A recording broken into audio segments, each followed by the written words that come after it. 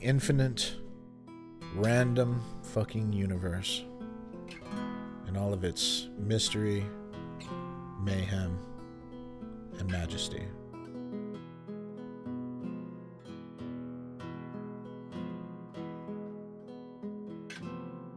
The planet Earth and the life that we live on it. This place, well, there's no place like it anywhere in the universe. It's the edge of the world. My world. A certain kind of light shines in my world. Shapes a certain kind of person. Certainly shaped me. Did you ever think about how you could have ended up anywhere? Anyone? Anything? But you ended up being what you are? Possibilities are infinite, but circumstances played out to create you exactly the way you are. Well, this story's about what I became.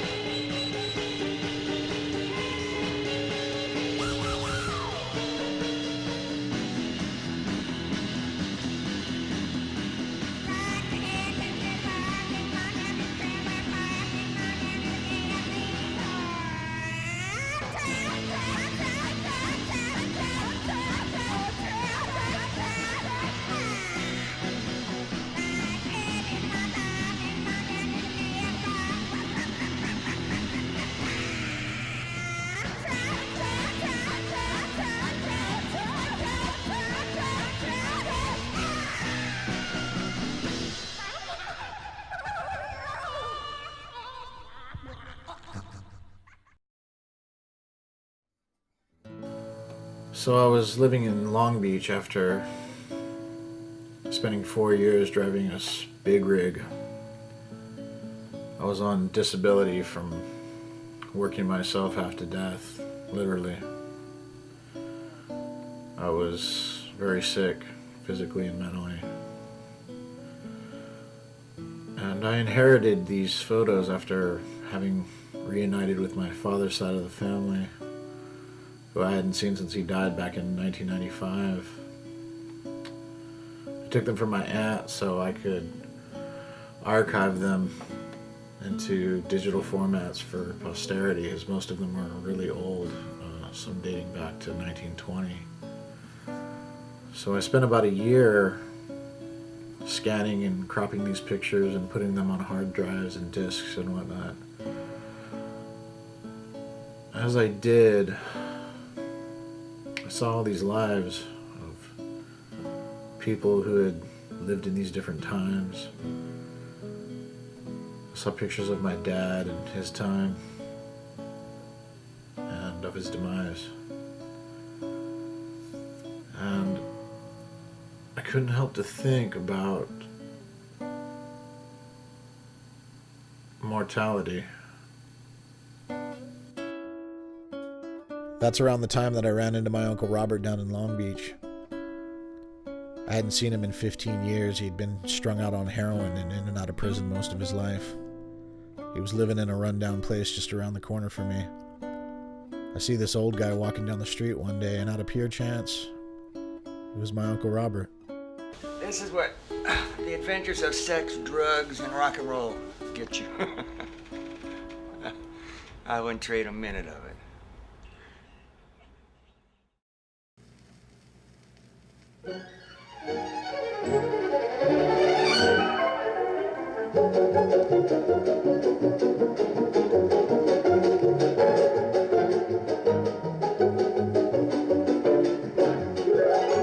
think most people see Orange County as this wealthy, conservative, tract home and SUV-driven environment.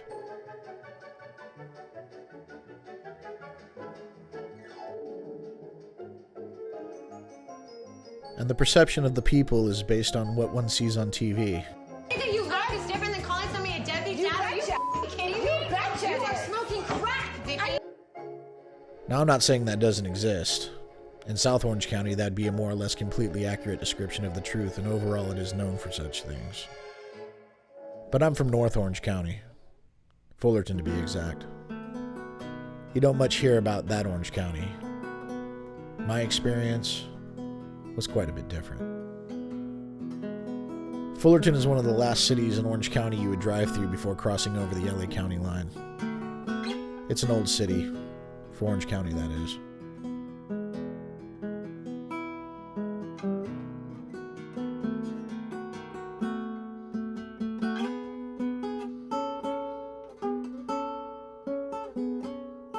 It was founded by George and Edward Amridge and named for George Fullerton, who claimed it from Basque and Spanish cattle farmers for the Atchison, Topeka, and Santa Fe railroads. It grew to be an agricultural haven for citrus farmers and oil tycoons. One thing that I really love about it is that it maintained a lot of its original architecture. That beautiful old California architecture, it looks like an old city.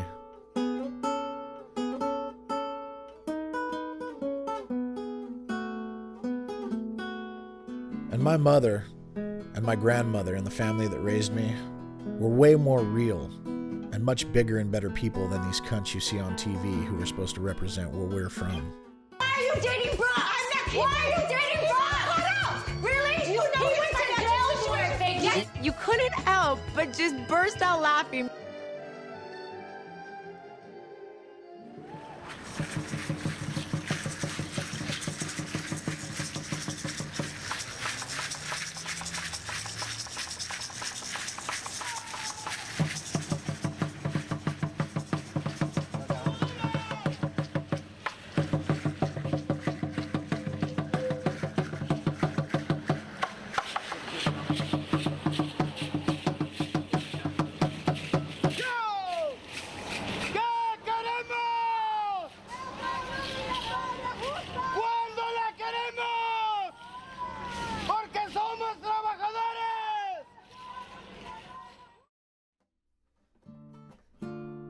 I think people see LA in a very obvious way. They see the glamour, the glitz, stardom, extreme wealth, Beverly Hills, the Sunset Strip, etc. And the perception of the people is based on what one sees on TV. Kanye, can we talk to you, Kanye? What's going on, man? What was up with all that stuff? Do you want to just squash all that? Because you're a cool guy. No, come on, Kanye, be cool, man. Now, I'm not saying that doesn't exist. In many parts of the city, that would be a more or less completely accurate description of the truth, and overall it is known for such things. But that's not my LA. You don't much hear about the LA that I'm from. My experience was quite a bit different.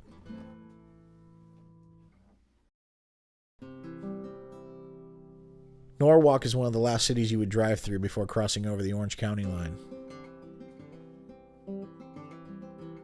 It was one of a bunch of communities that used to border on what was once known as Dairy Valley, because it was all dairy farms. It was oil derricks and cattle fields as far as the eye could see. And my father and his brothers were way more real and much cooler than these cunts you see on TV who are supposed to represent where we're from. What you're trying to do is get me in trouble. So I'll step off you have to pay you like $250,000. No.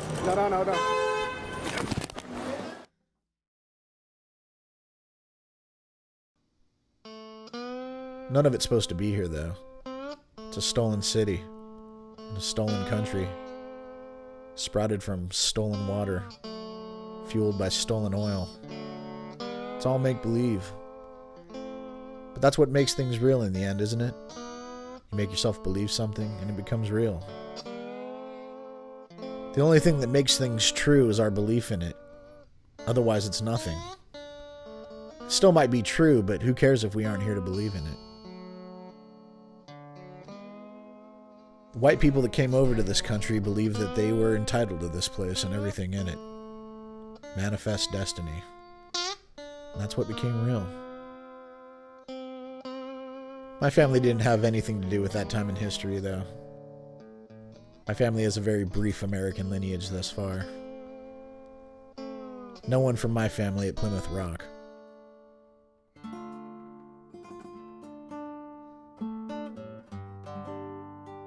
My grandfather Angelo and his brother Jerry came over here from Italy when he was 16 from the province of Bari. He's from a city called Modugno. His story looks like a scene out of The Godfather. It's almost scary. He came through Ellis Island in 1921. I don't know too much about the guy. He was very Italian, that's for sure. He did what real Italian men do, I suppose. He played soccer, wrestled, boxed. He hung around other Italians. You probably didn't have much of a choice in those days. You stayed amongst your own. He was an immigrant. Somehow he made his way to Chicago and got a job. That's where he met my grandmother, Ann Vinciguerra. She was a beautiful lady. She came from a big Italian family. She had 7 sisters and 1 brother. The only thing I remember her telling me about her youth was that the police would do these sweeps through her neighborhood.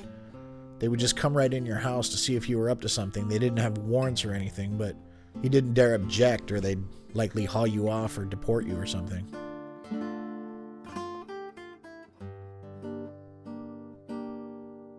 I never got to know her as well as I would have liked, but I think she was kind of a free spirit. She liked to sing and dance. She sang in her church choir. They got married in Chicago. Big Italian wedding in a huge cathedral. All her sisters were the bridesmaids. They had their first child, Robert, and lived in Chicago for 1 more year. They came to California, but no one's exactly sure why, though I think there's lots of reasons. For one, I don't think my grandfather was interested in being under the constant scrutiny of my grandmother's family, especially my Uncle Louis Salenza. My uncle had some clothing factories. They made women's garments, furriers, fur coats. They made a lot of the airlines, excuse me, the airlines uniforms. So everybody worked for Uncle Louis. It's always been said that if anybody in our family was at least associated with the mob, it was probably Uncle Louis. Uncle Louis says, "Oh, Bobby, you come up with me today. You go to work with me." My little brother wanted to go, but Uncle Louis very gruffly told him, No, you're too little, you stay home. That was my little brother, Victor. So I go with Uncle Louis, this big black Packard, right? He's in his fedora hat and this, Uncle Louis. And so he stops in the middle of the street. It's about noon. Downtown Chicago, there's a place called the Loop, right? Gang of traffic. Well, you can't pull over and park, there's no place to park. But Uncle Louis, he just stops in the middle of the street, and he goes up and he said, "I'll be good about my cigar, Bobby, you wait here." So he goes and he gets his cigar, and there's a shoe shine stand, so he's sitting in the shoe shine thing, and his buddies are all around, they're talking and laughing, and here comes a cop, right? Traffic stacking up, horns honk and stuff, and here comes the cop. And I'm hollering, "Uncle Louis, it's the cop, you're gonna get a ticket," and they laugh. The more I holler, the more they laugh. Anyway, make a long story short, here comes the cop, and he comes up, and I'm going, I'm telling him, "You're screwed now," and then they laugh. Anyway, the cop says, "How are you today, Mr. Salenza?" And my Uncle Louis goes, "Joe, you shut up at those horns. They're scaring my nephew." And he went off into the horizon, because the traffic was into the horizon by this time, and tapped in everybody's fender for them to stop honking, because scaring Uncle Louis' nephew. So right then and there, I said, "Whoa, Uncle Louis is pretty popular." So, I didn't think that's it. But as years went by, I didn't say, "Oh boy, my uncle's in there," but I did say, "Damn," I was kind of impressed. Well, if you ever saw The Godfather, that when they came out, well, that was pretty much like that. He was the fedora, the big shot. and just barked orders, and everybody did what it was. Now, whether it was because he was the boss of the factory or there was something else, but whatever he was, somebody apparently thought he was whatever, but he sure could get the horn shut up when he wanted. Plus, being from southern Italy, my grandfather probably thought the weather back east was bullshit. So California probably suited the Pasquales much better in that regard. Plus, his father Vito and his brother Jerry and his sister Lily were already living out here in Sun City. So my grandfather settled the family in Linwood, which was a mostly white neighborhood then. There, my grandmother gave birth to my Uncle Billy, and 15 months later, my father was born. That's 3 boys in 3 years and 9 months. My poor grandmother. My grandfather got a job as a grocery clerk in downtown Los Angeles, and a couple of years later they moved to Norwalk in southeastern Los Angeles County. There he found a job at a place called Anodite, where he performed the process of anodizing metal components of spacecraft and aircraft by spraying this coating on them to make them more resistant to corrosion. A lot of the jobs that supported the economy in Los Angeles in those days were and still are in the aerospace industry. A couple of years later, they had my Aunt Doll. In those days, you could have a 9-to-5 job and afford to buy a house and a car and raise 4 kids. The mother could stay at home and raise the kids or work part-time if she wanted. Families got together and had dinners on Sundays, and kids would play while the adults had coffee and smoked cigarettes. It's not like today where both parents have to work and the kids are often left to their own devices, and nobody gets together for any reason 9 times out of 10. Who has the time anymore?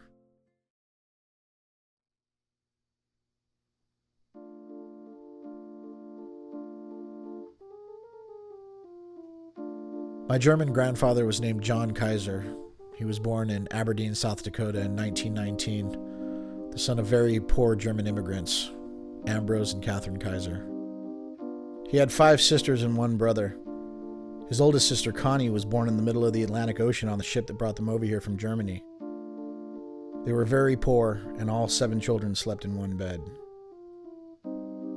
My grandmother, Juanita Tracy, was born in Aberdeen, South Dakota in 1924 to my great-grandfather, Thomas Tracy, who migrated here from Cork County, Ireland, and my great-grandmother, Helen Dunn, also of mostly Irish descent, some French.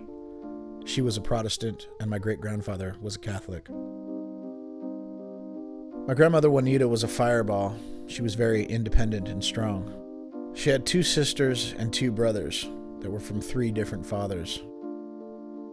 My great-grandmother Helen was a bit of a wild woman.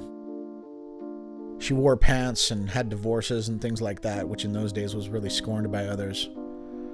But my great-grandmother didn't seem like the kind of woman who gave a damn what others thought.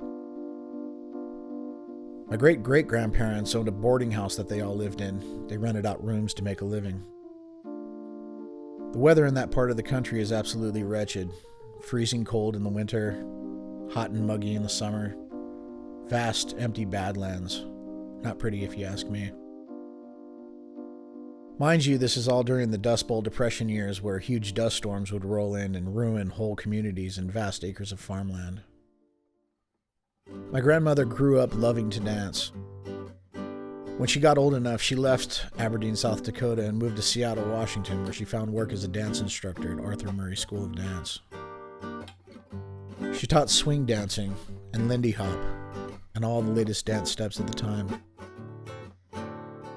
She dated a lot of sailors and had a lot of fun, back in the days when people used to go out to listen to the big bands and drink and party. It was a really fun time for her, I think. When I was a kid, I used to sleep in my grandmother's room. She used to have a radio station playing very low. It was a station that played big band and old jazz music. And I'd fall asleep listening to her stories about zoot suiters and the riots in LA back in the 40s. And how they loved to dance to the big bands back then. Everything was a dance back then.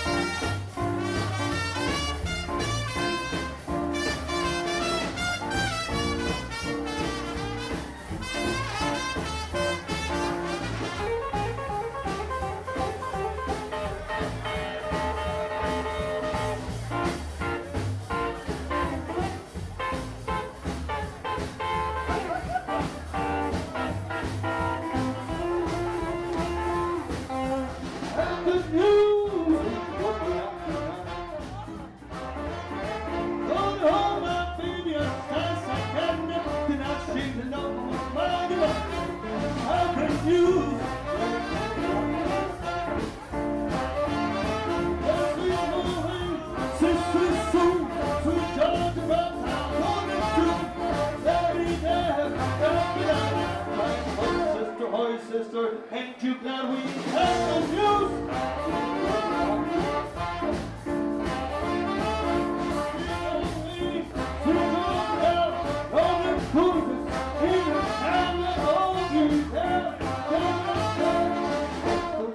Sister, ain't you glad we have the news?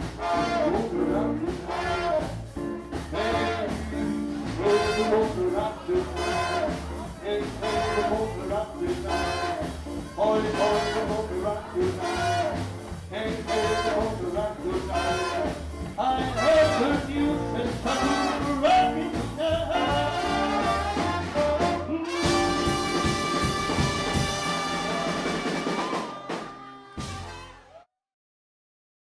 So World Crown Review was pretty much this weird, the first album was all originals except for one song. Weird kind of skiffily made up pseudo doo-wop rockabilly swing shit, you know. And there was no scene for it. The King was the only thing going on. The only guys that were the masters of that music at that time were Joe Altruda. And, you know, he had a Tupelo chain sex, I guess, right? Yeah. And, you know, there was guys that still play today, Willie McNeil, the drummer, and they had a scene going at the King. And Royal Crown Review got a residency there. And that's where we cut our teeth. And then we started touring the United States. And they didn't know what to call it.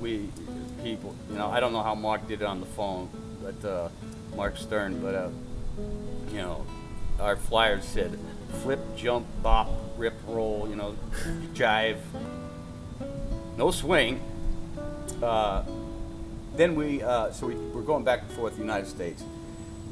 People were digging the band. It was an oddity. We had to push fucking really hard to get every inch of ground. I mean, we had to work every inch of ground we got. Then we went to San Francisco, and all of a sudden, this was really weird, man. It was really congruous right at this time. We went to San Francisco, and there was a bar called The Deluxe, man, owned by this cat named Jay. And this guy, they had the greatest bartenders, Dutch and Vice, and just the coolest guys, man. And they were like, it was like walking into, you know, fucking time machine there, because they were more fashion themselves after like Frank Sinatra and like gangsters in the movies and stuff. They had the fashion, they had the martinis, they had all that shit, but they didn't have a band, man. And when we showed up from LA, they went, fuck, we got a band. When you put a band with a scene, you got a scene. You know what I mean? You got a scene. And all of a sudden, this thing started popping up from LA to San Francisco. And it caught on like a motherfucker.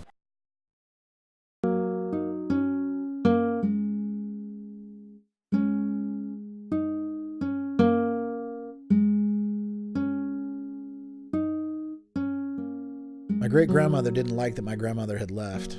As free-willing and independent as she was, she always wanted the family together. It was looked down on by her that anybody would want to break away from the family and have their own lives. She made my grandmother feel guilty, and at a certain point, my grandmother came home. I think it's a decision that she sometimes regretted later on. I think she would have liked to pursue a career in dance. She got back to Aberdeen and fell in love with a boy, but he went off to war and was killed. That's when she met my grandfather at a dance. He told me that he had to get drunk to get the nerve up to ask her to dance. He needed liquid courage, she would always tell me. My grandfather and his brother Andy joined the war effort like everyone else after Pearl Harbor. I think that's where he became a cook or a baker. He was stationed here in the United States. My Italian grandfather was a military policeman. I always found it kind of funny that I had an Italian grandfather and a German grandfather fighting against Italy and Germany in the war. Both of my grandfathers were often given the job of translating for the POWs, as they both spoke the languages of the enemy forces. I've been shooting now for 33 years. I never advertise. I don't solicit work, and my phone number's unpublished. And I've worked on probably around 400 album covers, including yours. You know, they actually use the where the Winter Nationals are held, that part of the fairgrounds. That was a prisoner of war camp during World War II. They had Italians and German prisoners there. They didn't have Japanese prisoners there, but they had Italians. When my grandfather got back from the service, they got married and moved to Chicago, where they had their first child, my Aunt Penny. To me, Aunt Penny always bought into the 50s facade of the perfect child. She was clean-cut and eager to please. She would have it tough, though, in that she would end up being the caretaker of her brothers and sister that came later on. During the Korean War, my grandfather re-enlisted and was stationed in Colorado Springs, Colorado, where my mother and her twin brother John were born. They were the first twins born on that army base. They made their way to Los Angeles, where they lived on Patton Street in Echo Park. There, they had my Uncle Tracy, the youngest of their brood.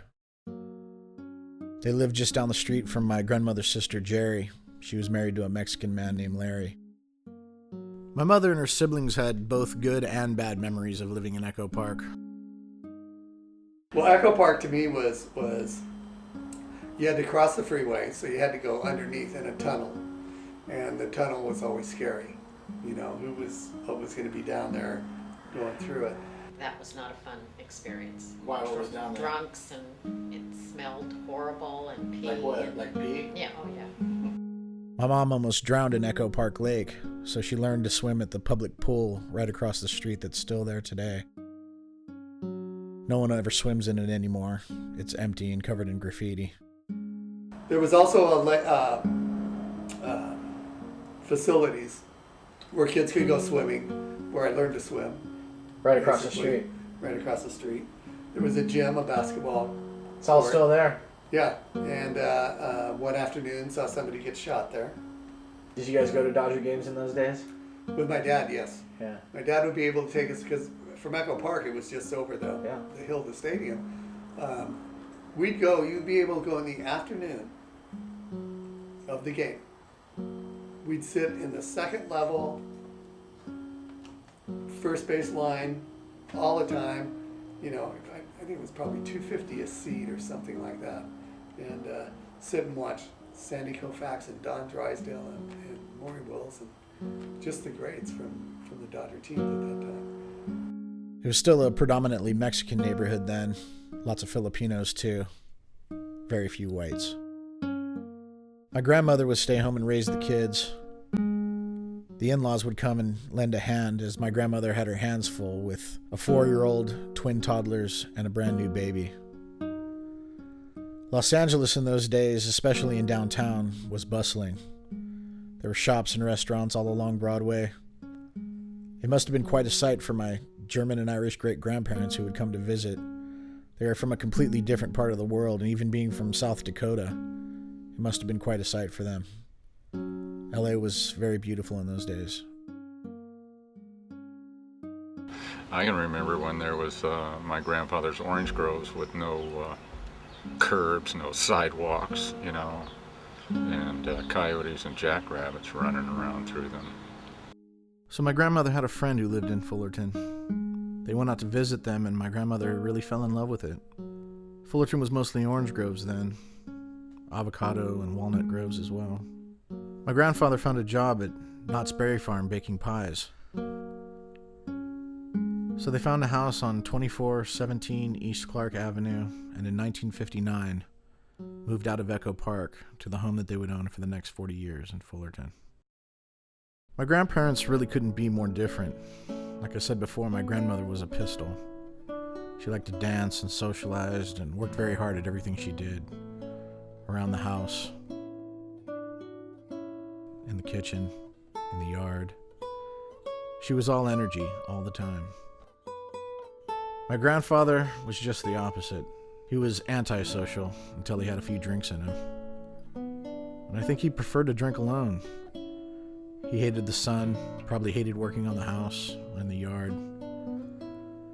They just got married because I think that's what people did in those days at a certain age. You got married and had kids. I know he loved her a lot, but they were at odds. So here are both of my grandmothers. They start families with these men in this new paradise.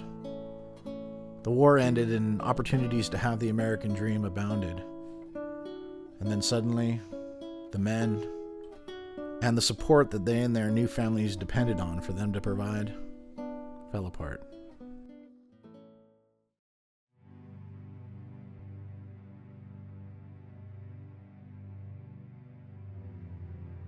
My grandfather Angelo started acting very erratic. He'd come from a time and place where physical violence was very common. He himself was subjected to a great deal of physical abuse at the hands of his father.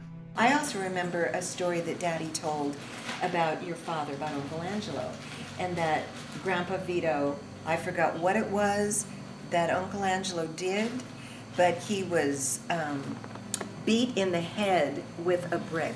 Kids just got beat. And Elaine said just a little while ago, tell him about the throwing Daddy off the my grandfather threw him off a 2-story building because he pissed him off. Yeah. Yes. And he was just a little kid, probably, I don't know, 12 maybe?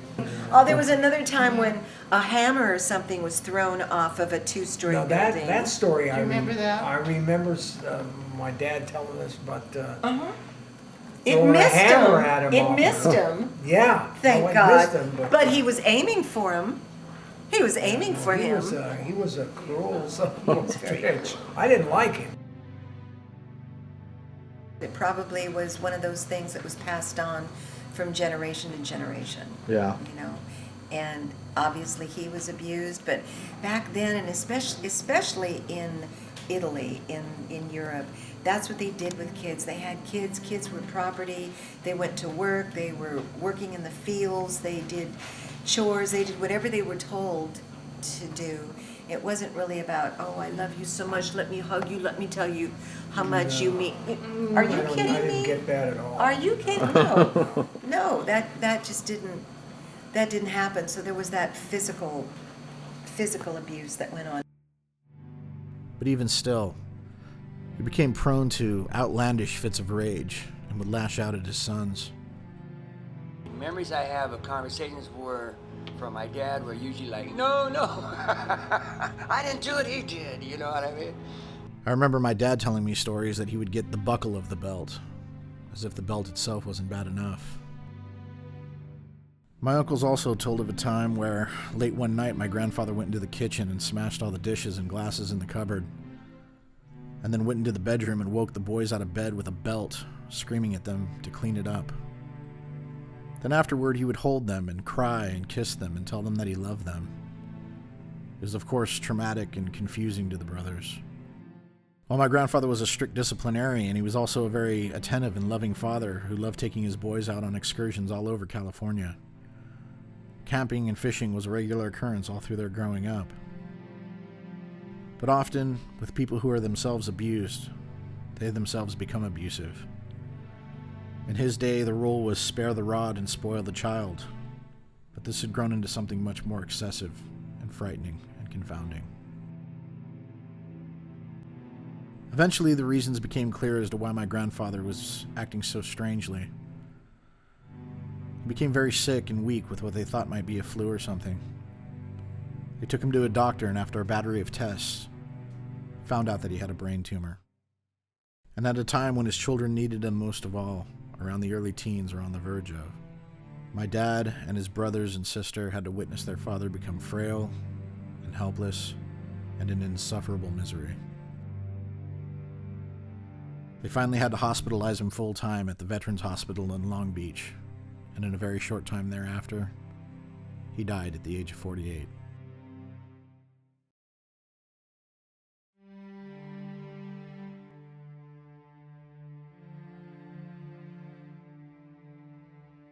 My grandfather John's drinking became heavier and heavier, and the relationship between him and my grandmother as a result became more strained. They would fight, and my grandfather would leave the house for weeks, even months at a time, leaving my grandmother and her 4 children to fend for themselves. My parents got in fights, you know, and stuff, and my dad and I got in a fight, you know, one time, and because I told him, you know, him and my mom were getting into it, I said, you know, if you're gonna hit somebody, hit me, and he knocked me flat on my butt, and I didn't even see it coming. One time we were at the breakfast table and he told me to do something, and I told him, you know, who are you? You know, he just came back into my life. What are you talking about? And he backhanded me, and I flew across the kitchen and saw stars. He was still holding his job at Knott's Berry Farm, but would for long stretches be living in his car. He would drink himself to oblivion and pass out on the steering wheel. Then he would go to his job. He never called in sick and worked every day. He'd go on his little drinking binges, and when I got in high school, I was real cocky, and Nan would wonder where he was, and we'd drive around till we found him. And I'd walk in, and I'd sit. Walk in where? Into the bar, and just walk and sit right next to him, and I'd order a drink, and he'd look and say, "You can't do that." I said, "Watch me," you know, and then I'd order a drink. They wouldn't give it to me, but then I'd take a sip out of his beer, and he'd get really mad about that, and then he'd eventually come out with me, and eventually I'd get him home. Finally, when my mom was about 18, he left for good. I don't know how many times he went back and forth over the years, but it was especially hard on my mom. She loved him a lot, and it would break her heart when he would split. So my grandmother was forced to find work to support the family. She used to ride the bus all the way from Fullerton to her job in downtown Los Angeles to work at the Encyclopedia Britannica on 6th and Alvarado. Finally, she found someone to carpool with, but it was still a long journey, and to come home after work to 4 kids who needed help with homework and all the rest. It was tough for her, but she was tough as nails. Finally, after having to make the trek back and forth from LA for a few years, a position opened up at Cal State Fullerton in the library. The school was brand new and just up the street from our house. It made things a lot easier on her.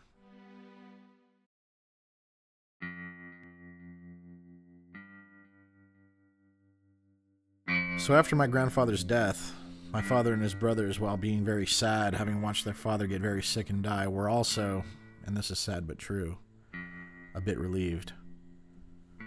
After all, they had been terrified of him for years. He was the kind of father that ruled his house with an iron fist. Now, they were left to their own devices. My grandmother had to work, so the boys were unsupervised most of the time. They went a little crazy, let's just say. Okay, a lot crazy.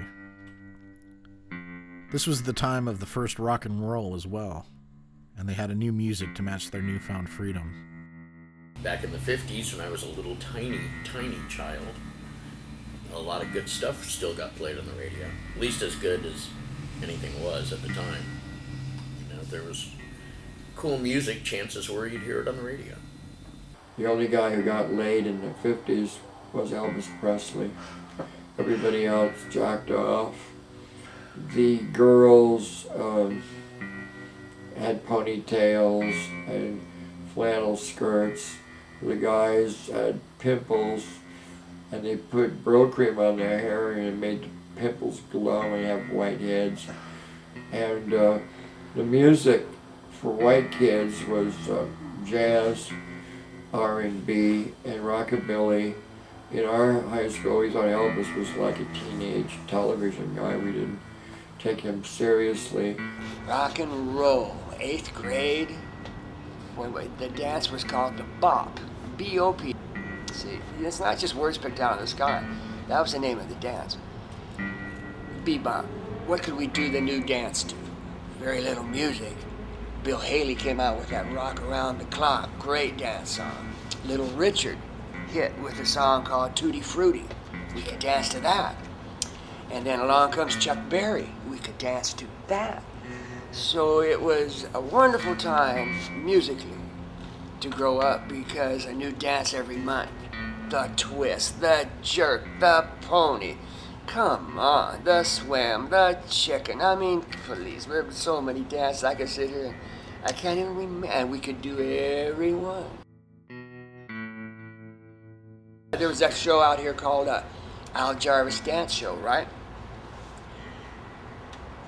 American Bandstand is an offshoot. That stuff didn't start back east. That stuff started here.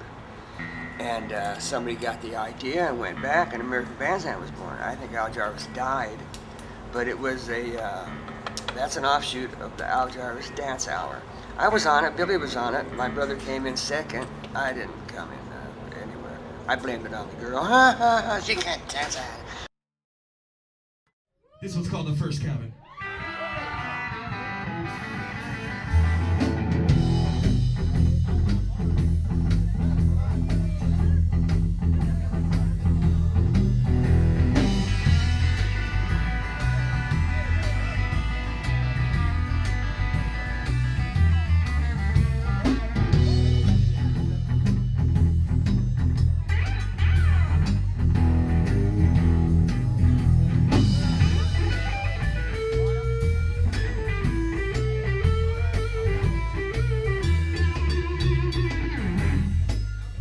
Single brother on the stand-up bass, Mr. Daniel Éxito.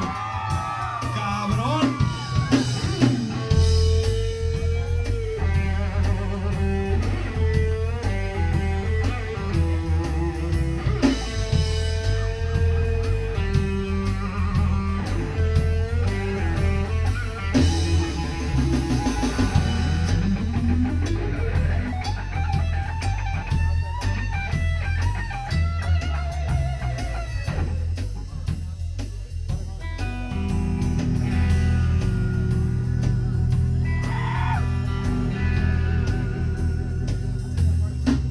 Well, I get to the bar and I'm thinking what I'm gonna drink.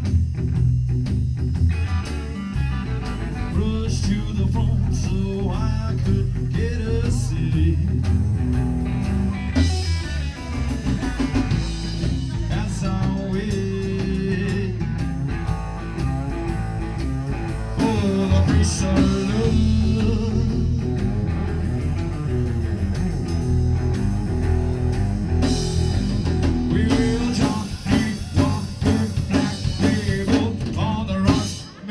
Scotch and whiskey.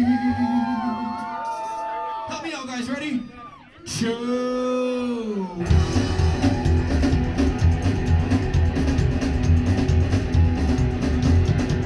We're all hanging at the cabin and the baby comes up to me.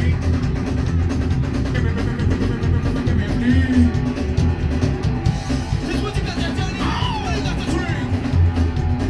Drink a little sweet and you will see. Scotch and whiskey tonight.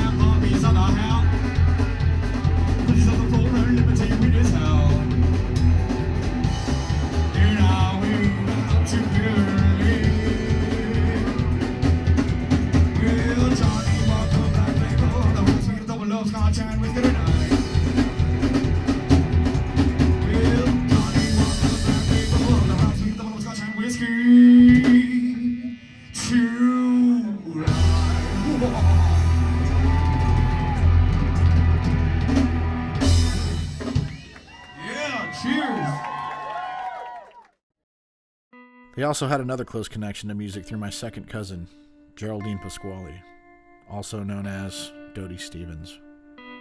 Her father Jerry was my grandfather's brother. She dated Fabian and Bobby Darin. She was the first person her age to sell over 1 million copies of her hit. It was a big deal, 12, 13 years old, and I had this huge monster hit record of a novelty song, which, by the way, did not like the song at all. It wasn't what I was used to listening to on the radio. Who are you going to the school dance with Friday? Gary? He's cute. I'm going with Dooley. Dooley? Didn't I tell you about him? Now, I've got a guy, and his name is Dooley. He's my guy, and I love him truly. He's not good looking, heaven knows, but I'm wild about his crazy clothes. He wears tan shoes with pink shoelaces, a polka dot bits, and that on that. He wears tan shoes with pink shoelaces, and a big Panama with a purple hat band. I had been taking voice lessons since I was 5, 6, and my voice coach at the time, I was about 11 years old, and she would have me do all kinds of shows and competition shows that were out there. And her sister worked for a local TV station in LA, and there was a variety show where they had different artists on there. Most of the time it was a new artist that had just recorded something. And so I was on this show. The show was called Strictly Informal, and Crystalette Records was an independent label in Los Angeles, a very small little label. The president of the company of Crystalette Records was watching his new artist on the show, saw me on the show as well, was impressed with me and my singing, called the TV station, talked to my parents, wondered if I had a record deal. No, I was 11 years old. And he said, well, I'm very, very interested in recording your daughter, but because she's so young, the material needs to be something age appropriate. So exchanged numbers and said he'd be in touch. And almost 2 years later he called. We had completely forgot about this man. He called and he said, remember me, I called, yada yada, and I found this song I think would be perfect. It's called Tan Shoes and Pink Shoelaces. And I recorded it. I was 12. And it was released a couple months later, and it just kind of took off. It took off in Canada, is what I recall. It was played on the radio in Canada, and it just kind of snowballed, and it came to the States, and I did lots of interviews, and next thing I knew, I had a huge hit record, and I was on American Bandstand.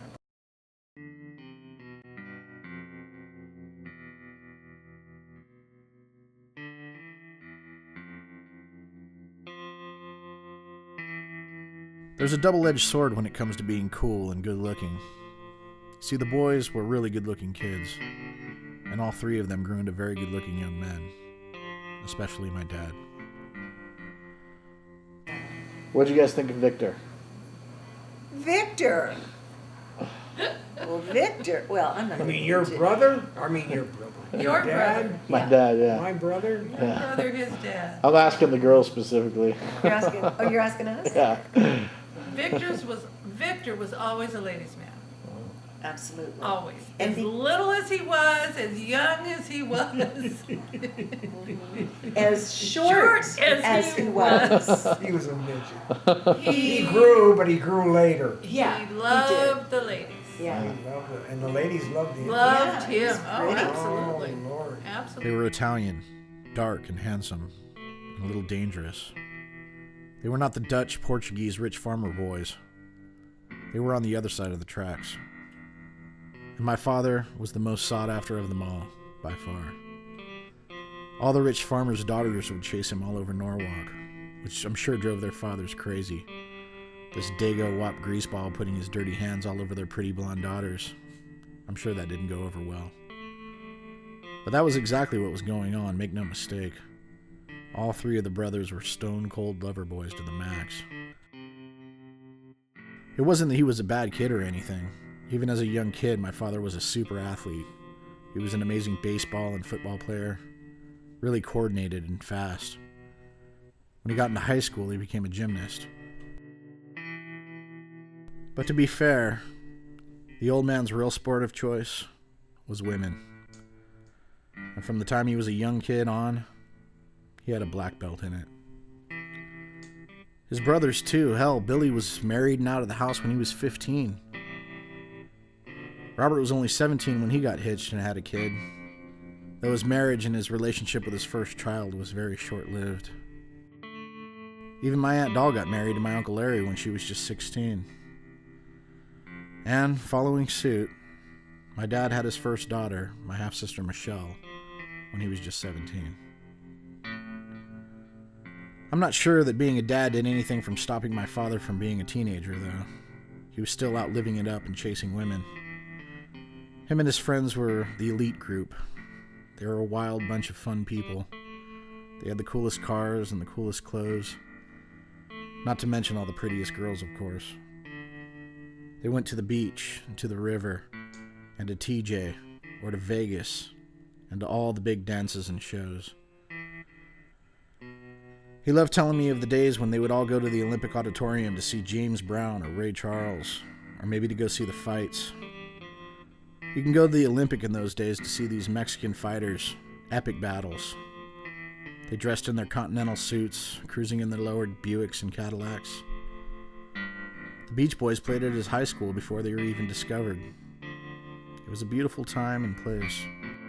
Robert, too, he would run with a lot of the same people, and a lot of more sinister characters as well.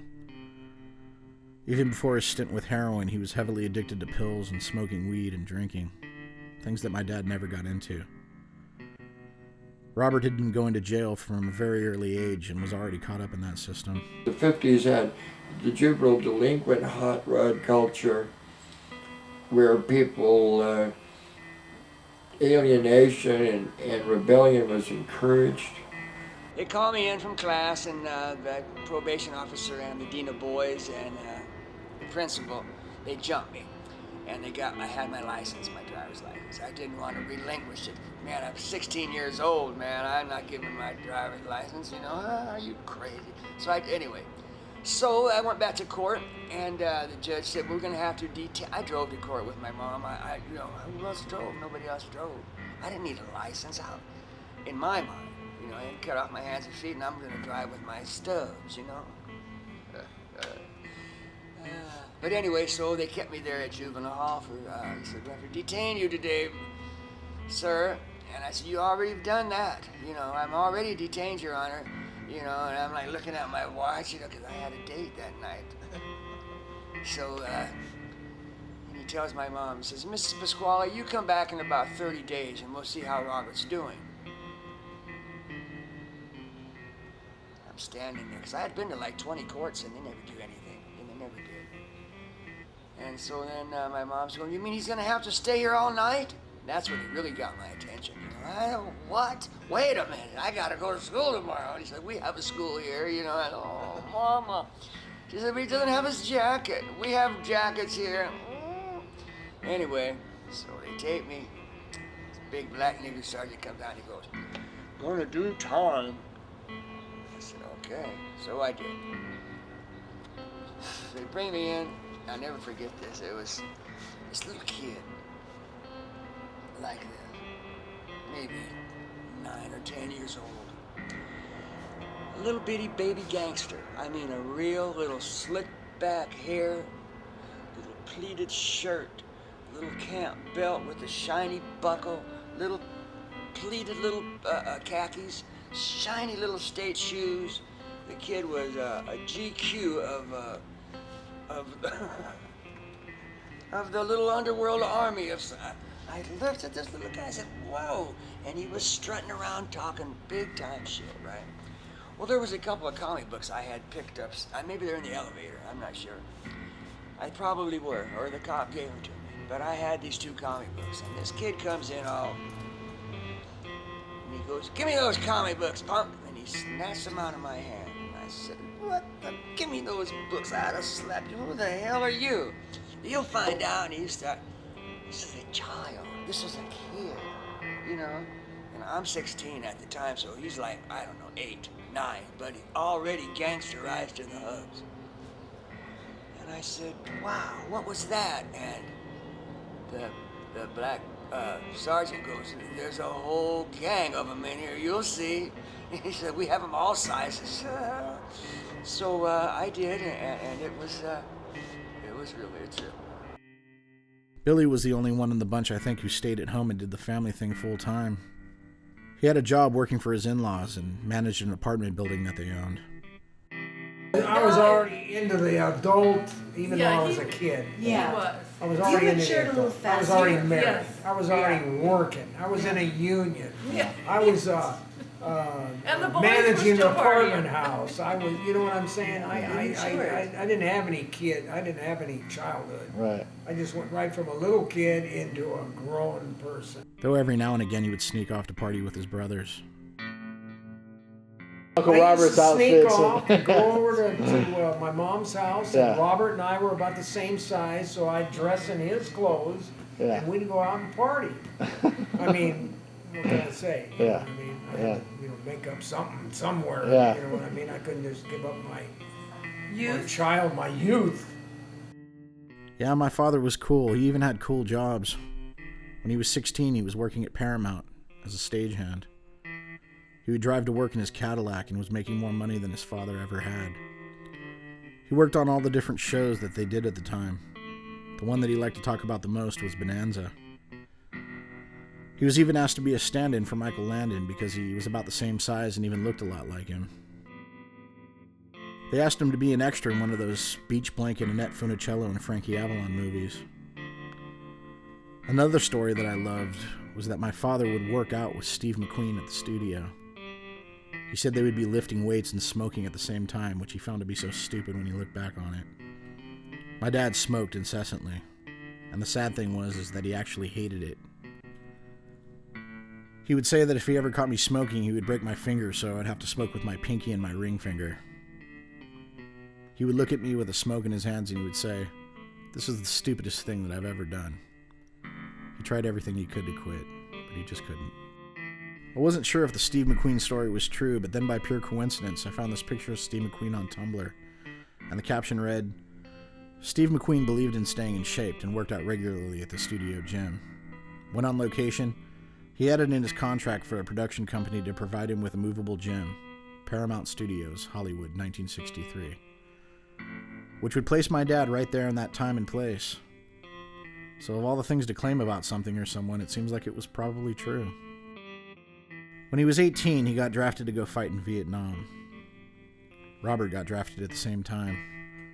They showed up at the draft board to get their checkups and all that, and ended up getting in a fight with a couple of soldiers. They kicked Robert out on the spot after they got a load of his arrest record, but they took my dad. He went to basic training, but he got hurt pretty bad. He already sustained a bad back injury from his days as a gymnast, and something he did in basic training made it worse. Plus, he was prone to nasty sinus infections, so they gave him 4F.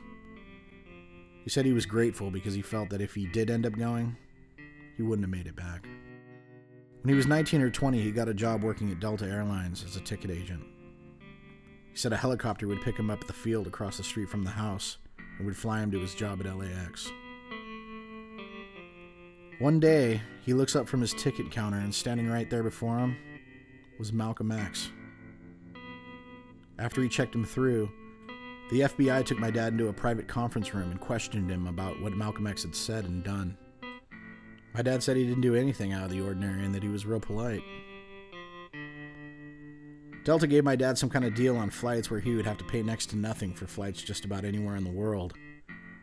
So he did just that. He went to Jamaica, then to New York City, and over to Europe. He visited Copenhagen and Belgium and Paris. He even went to the Playboy Club in Germany. He got to be the jet-setting man of the world of the 60s. At least for a little while.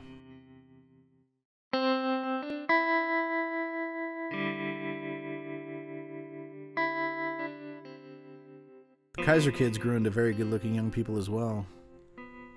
They were children of the 60s. My mom and her twin brother graduated in the summer of 1969. My Aunt Penny grew up to be so beautiful that she became a model. She ended up getting married to a semi-pro baseball player named Teddy Bayshore. When my mom was in high school, she met a guy named Joey Thomas. His family hailed from Oklahoma. They came here during the Dust Bowl and settled in a small house in the mostly Mexican part of Fullerton known as Tokerstown on Truslow Avenue.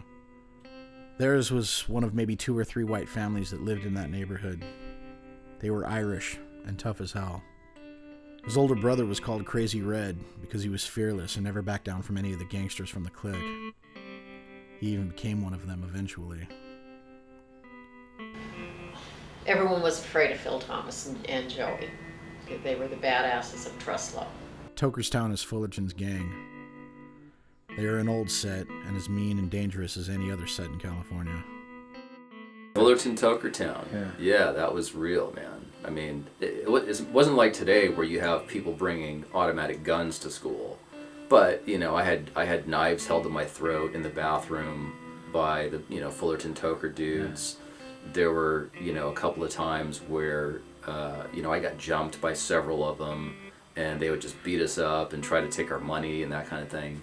Anyway, my mom met Joey and they fell in love, much to the chagrin of my grandmother, who, while glad that my mom was dating an Irishman, was also not too fond of Joey and his brother's reputation. She saw them as trouble and low class, and wanted more for her daughter than that. But, as is often the case with teenagers, he couldn't tell my mom to stop seeing him. She would sneak into the barrio and would be with him regardless. My grandmother would get in the car and chase her down and drag her back home. Oh, we dated about 3.5 years. Wow, all through high school then. And then he got into drugs and went to jail, and would get out and get on heroin again, and I said that I can't do that. Eventually, my mom couldn't take it anymore and left him. And Joey got strung out along with his brother and died of an overdose. But if it weren't for the drugs getting in the way, I think my mom would have stayed with him, and I would have never been born. So in a certain sense, I kind of owe my life to heroin. Fullerton had quite the rich musical history as well. The Righteous Brothers were from Anaheim and played gigs all around Orange County that all the cruising kids would go to. Jackson Browne went to high school in Fullerton. And Leo Fender started Fender Guitar in Fullerton and developed the surf sound. We could go from Fullerton to San Clemente with our surfboards, round trip for $2.05.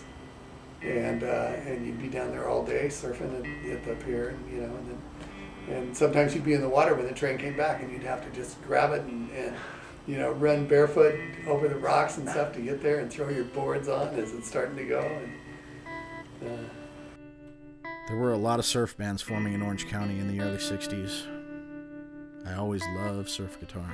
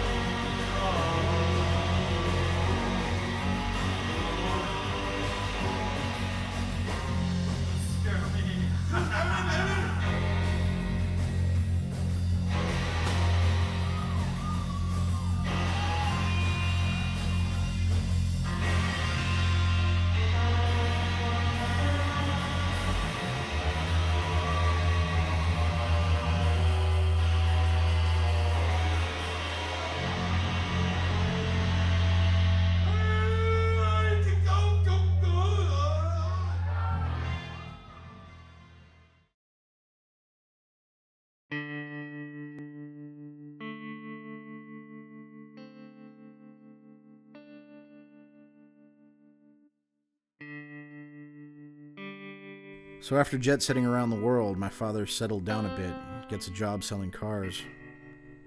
He had been having a long-term relationship with a woman named Debbie. After being together for a couple of years, they had a son, my half-brother Joey. But by all accounts, Debbie was a bit of a crazy bitch, and for whatever reason, they split up. Or from what I can gather, my dad ended it, and Debbie wasn't having it. It was around that time that my father met my mom at a nightclub right around the corner from where I grew up called Ichabod's. Ichabod's was great. You know, it was like the local, fun place to go. It's a fucking Burger King now. But in 1970, it was this sleazy haunt where people drank and danced. So my father asked my mother to dance. They were on the dance floor, and suddenly my mom feels a shove. She looks behind her and sees this woman with long blonde hair dancing and figures she just fell into her and thinks nothing of it. Then a second later, the woman pulls my mother's hair. My mom turns around and they start going at it. My dad gets in the middle and breaks it up. It was Joey's mom, Debbie. So after that, my dad starts calling my mom and asking her out. She turns him down at first, but he persists, and they started dating. They eventually moved in together and got married at St. Linus Catholic Church in Norwalk. Then, on one of the hottest days in 1972, July 29th, I was born at St. Jude's Hospital in Fullerton, California at 9:09 a.m. My mom was watching Johnny Carson on TV at midnight when her water broke. They took her to the hospital, and 9 hours later I came out. Uglier than a mud fence, if you ask me. They named me Christian with 2 A's because I was named after Christiaan Barnard. He was the South African doctor who performed the first successful heart transplant. So they gave me the same stupid Dutch Afrikaans spelling that he used, which has been a bloody pain in my ass over the years.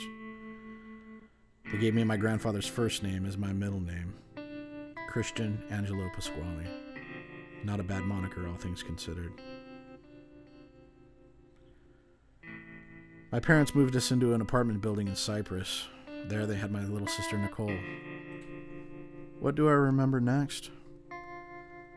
The very next thing that I can think of is seeing America. When I was about 4, my father bought this Chevy stepside truck and this trailer.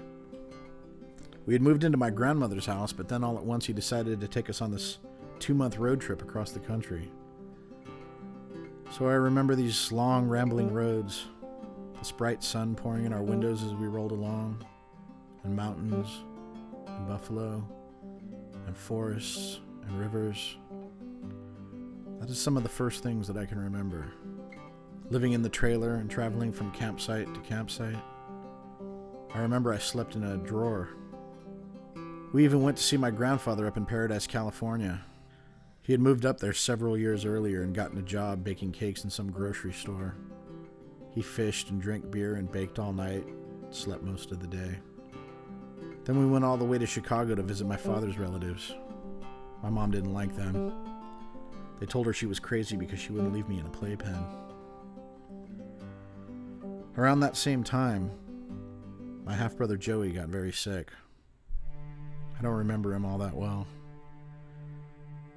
I remember him sliding down a slide that I was standing at the bottom of one day. He came barreling down and plowed right into me. That's all I remember about him. Because when he was 6 years old, he was diagnosed with leukemia and died. Poor little dude. He never stood a chance. My mom told me that it broke my father up. He couldn't deal with the pain that it caused him.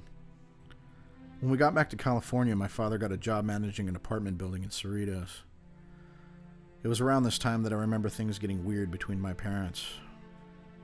Though I rarely saw it, my father would have an explosive temper and would blow up at my mom.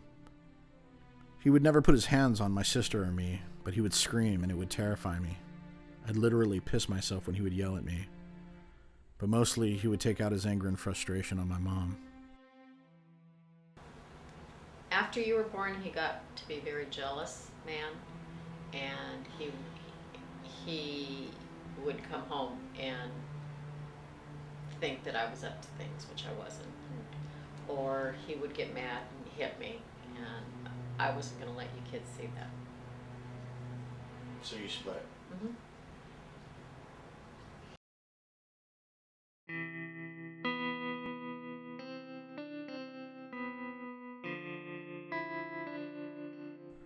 After my parents finalized their divorce, I didn't see my dad as often. He lived over in Cerritos, so he wasn't far away, but I'd see him once every few weeks or a month or so, sometimes much longer. My German-Irish family became the people who raised my sister and I.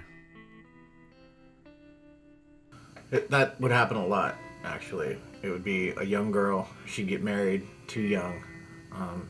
The marriage would go to hell for one reason or another. They'd get a divorce, and then, the woman and her kids would be forced to move back in with her parents, in the house that she grew up in. And, we lived in these houses that were built like in the 40s and 50s, like living with our grandparents, living in their houses that they paid for, which would be the only reason that we were able to survive at all, was because, the houses were already paid for. And, it was, in our case, it was a divorced grandmother and a divorced mom, raising two kids. And, I had all the same teachers in school that my mom had, all through junior high, elementary school, junior high, high school. It was, oh, you're Jan Kaiser's kid. That's awesome. I'm getting old. Now I have her son. Oh my God. I went through that all through school. And, so we're like raised in these houses with, these that were built in the 40s and 50s, old houses with old furniture and old cars in the front yard. They weren't new tract homes. They were old houses. Happened all the time. Yeah, it was just like little single-story 1950s tract homes. That's where I grew. I mean, a lot of the homes, like we lived in one area, and then there's a nicer area behind us, like called the Ranchos, and a lot of those homes were all made with bomb shelters. Right. Because it was during the 50s. Yeah. While the Italian side of my family were very cool and reserved and never showed too much in the way of love or affection, the Kaisers were far more fun-loving and warm. They were funny people. They liked to laugh and drink and party. I always had aunts and uncles around. In fact, throughout my growing up, I always had one of my mom's two brothers living with us. My Uncle Tracy would be living with us for a while, and then he would move out, and my Uncle John would move in, and vice versa. We lived behind a supermarket called McCoy's, and we had this big alley.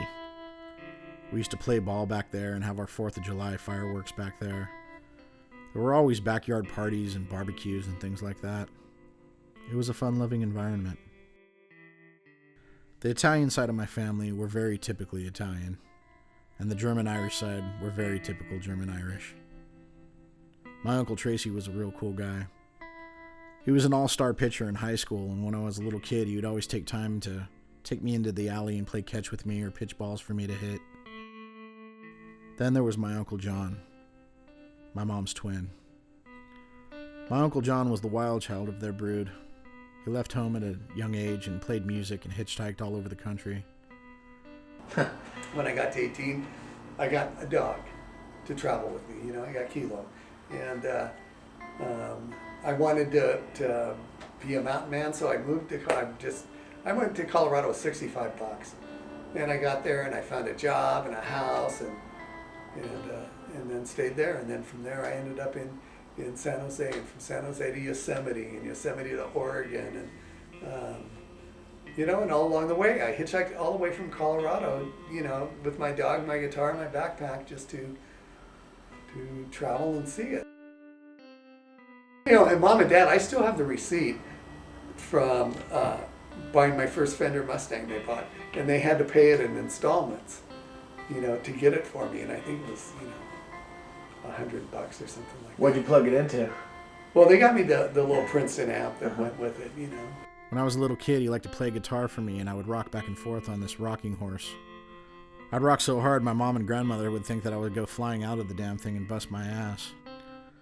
Another thing he used to do when I was real small was play harmonica for me. And I'd put my hands up to my mouth and flap my arms and pretend to be playing along.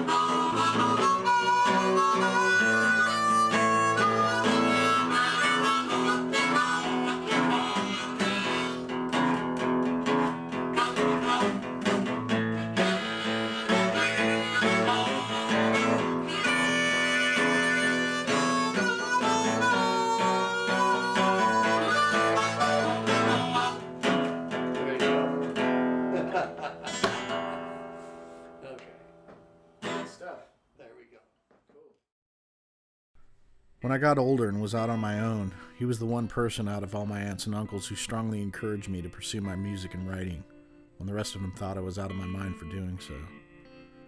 I think I got my wild, adventurous side from him. As a kid growing up in Fullerton in that old house, in that old neighborhood, under the shady bushes and the old trees, and in the absence of a good deal of adult supervision, I actually lived a fairly peaceful childhood. Though to be honest, I sensed very early on that the adults, the people in charge who were supposed to make you feel safe and assured, that were supposed to be sane and sober, handling things, running the show as it were not always. They could be as scared and uncertain and lost and reckless and every bit as much children as I was. That scared me. Regardless, they were very honest, hard-working people, and they loved us and never harmed us in any way. We were very lucky to be raised by them. My grandmother and mom would do everything they could to keep us safe and sheltered and fed. What did I do? Oh my goodness gracious. I cleaned toilets, I cleaned houses, I worked for Ford Motor Company, which was very frightening because it was a very big building and a lot of people, and I was afraid of the black girls. And then I worked for AMA Plastics, and I worked for a modeling school, and then I got my job at Cal State Fullerton. When they weren't too tired from work, they would take us for drives down to the beach, even on cold, rainy days. They would bundle us up and take us down there. Then we'd go to some old seafood place for clam chowder. They would take us to Knott's Berry Farm, but not the big Knott's Berry Farm. There was a small amusement park across the street from Knott's. It had a donkey ride and an adventure island and a merry-go-round and a duck pond that had a little train that went around it. It was the poor man's Knott's Berry Farm. Every now and again we go to the Big Knott's or Magic Mountain or Disneyland. Southern California has that amusement park culture in spades. A lot of people like my grandfather and my uncle and my stepmom were all employed by the amusement park industry at one time or another. We had two places that we went to eat. Denny's for breakfast on Sundays, and Spire's on Tuesday night for the fried chicken special. Those were our big nights out. They couldn't afford to take us other places very often. Plus, I think they were kind of creatures of habit. And also, I think they were afraid a lot of the time, venturing too far from home or too far from the few blocks that they were familiar with. They were two women all alone with two small children. It had to be scary a lot of the time. My dad would come get us every couple of weeks or so. We'd go to his place and he would take us out to pizza or something and we'd watch TV with him. So my dad wasn't around as much, obviously. He was living in Cerritos, and he met a woman named Linda. He was working in one of the oil refineries down in Long Beach, and she worked on a catering truck, and they met on the catering truck, and he'd go out there and flirt with her at lunchtime and everything like that, and they started dating, and she had a couple of daughters from a previous marriage, and they got together and moved in together eventually, and she got pregnant with my little brother Vito, and Vito wasn't like a regular half brother or step brother or something like that where you see him every now and again, and no, Vito was a kid that we were raised with from day one, and to us he was like a full-blooded brother, and it was kind of a sad situation because my mom and grandmother, I think they always kind of held a little bit of resentment toward him and my dad's new family because he had the father's support and stuff like that, and we didn't get it from him so much as kids, and but we didn't see it that way. We loved him, and we just adored having a little baby brother. He's my baby brother. I love him. My main focus from the time that I was about 6 or 7 years old was girls. I never had a latency period where little boys don't like little girls and think they're gross and all that. No way. I was all about it. Plus, I remember very clearly the time when things like cartoons and playing G.I. Joe and playing in the park and all that kid stuff went right out the window. And I started thinking about being cool and what the girls were thinking about and how I could get closer to them. And this was all at a time when music and fashion and image were being presented to the youth in a way that had never been previously. It was the age of the music video, the age of shows like MV3 and Video One and New Wave Theater, and the first days of MTV if you were lucky enough to have cable.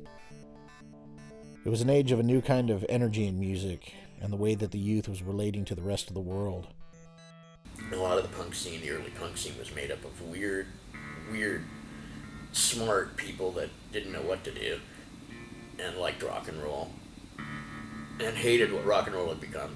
When I moved to LA, in high school, I got involved with the band that later became the Berlin Brats, and we were instrumental in putting together something called Radio Free Hollywood. I don't know if you've heard of that, but that in itself was really the I kind of think that it was the start of awareness that we could start a scene here in Hollywood. I was probably one of the first 10 punks in LA.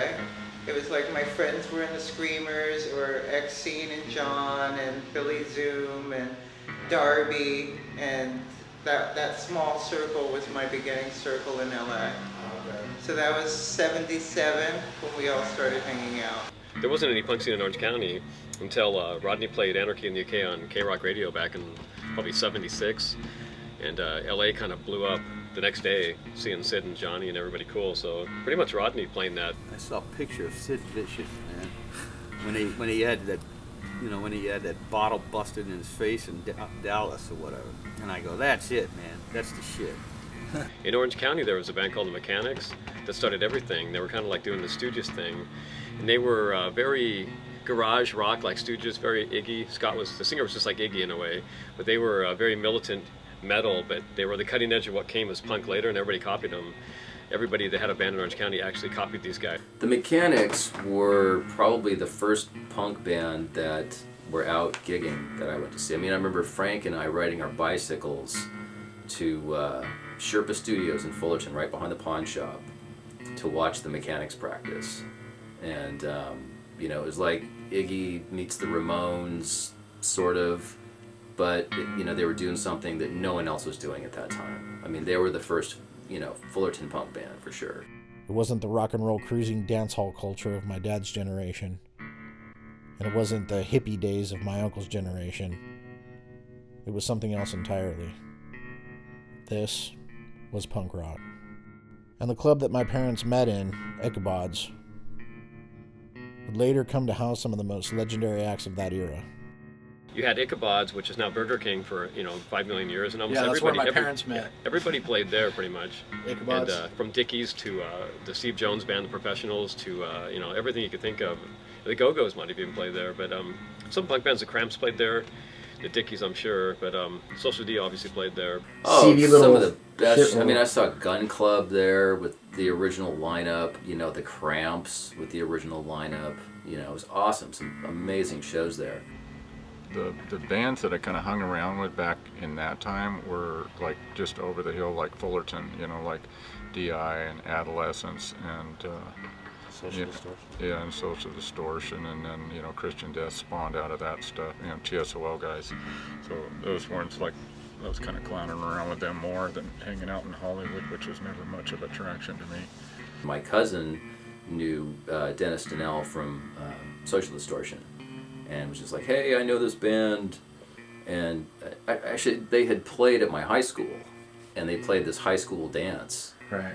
And there was this cover band with all this amazing gear set up and light show and all this crap, and I'm like, okay, whatever. And then Social Distortion played, and it was a 3-piece band with one green light bulb and a sheet with the logo spray painted. And I was like, this is kind of cool. I like this. It was a whole different thing. And it's like all the jocks and cheerleaders were into the cover band with all the flashy equipment. And then all the, sort of outcast nerds were into, like, wow, this is different, I remember being at my friend's house and his older brother came in with a friend of his and they put on a Circle Jerks record and started slam dancing around the living room and dogpiling on top of us. I loved spontaneity and the idea of the audience not being apart from the band. So these guys in these bands these high school guys, they were, you know, they were like big brother figures to me because, you know, my big brother died. I didn't have a big brother. You know, he died when he was 6, and my dad wasn't around that much. So, you know, these older guys, you know, they were doing big brother things. They were surfing and skateboarding and playing in bands, and they had all the girls, and they were my impression of what it was to be a grown boy, you know, to be a motherfucker. I got everything I wanted. You know, like not and all on little scale. On little scale. Like it wasn't like I had millions of bucks, but I didn't need millions of bucks. You know, I lived in my mom's house. I'd get fucking free surfboards. I had chicks wherever I went. I had a fucking cool car. It's like, it wasn't even like, it was all so little and small, but to me it was like everything I wanted. What'd I do? It's like I didn't have any bills to pay. Like somebody asked me about my politics or whatever. It's like I said fuck the government because it's fun to say. You know what I mean? But I didn't give a fuck. It's like nobody was watching me. Nobody's making me pay taxes. I'm not go fight any war. Yeah. It's like I don't give a fuck. It's like I'll say it because it's fun and I like pissing people off and fuck the government and fuck you too. Fuck everybody. Fuck you. Fuck them. Fuck all you. You know, because that's fun to say. But if you pin me down to it, I didn't pay any bills and I didn't pay any taxes and I dicked around and I got fucked up and surfed and I got any amount of pussy I wanted, and it was just basically. It was like a high school kid's dream. It's like, hey dude, you get all the pussy you want, you get all the fucking free surfboards you want, you get to break things, fuck things up, fight, make bombs, burn shit down, fucking get on stage, scream and yell, have people say that you're fucking cool. How's that sound? It's like, yeah, I'm fucking in. Yeah. I'm in. Yeah. I remember Biafra asked me one time, he wanted some political reason why I was involved in punk rock. And I remember just looking at him and going, dude, I'm a fuck. What? I don't understand what you're saying. It's like I like to steal and I like to fucking fuck. I like to fucking steal. That's why I'm into punk rock. Shit, hang on. Hey, sweetheart. Yeah, baby, I'm doing this thing. Remember I told you probably would have to walk. Yeah, can you hear me? I'm doing this thing. You're gonna have to walk. Walk with Chloe. Walk with Chloe. All right, I'm home, yes, walk with Chloe. Because I'm in the middle of filming something right now. Love you too, bye. My kid. I remember being blown away at that hardcore sound. I'd never heard anything like it.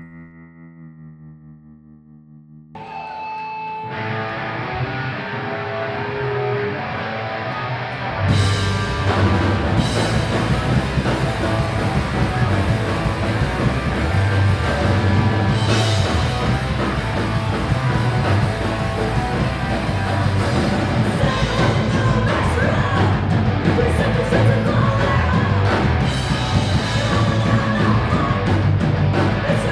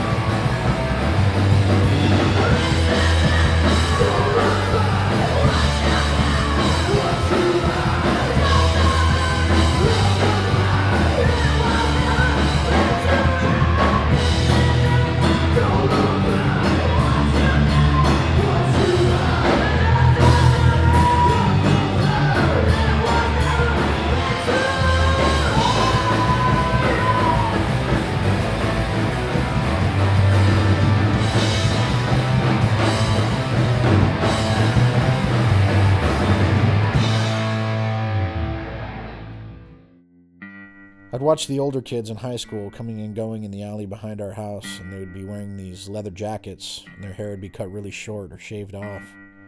And they'd be laughing and roughhousing and riding their skateboards.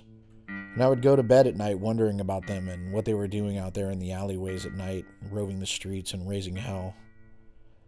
Little did I know that they were kids like me that were about 10 years older than I was, doing something that would change culture, and in time, I would find out later, would change my life.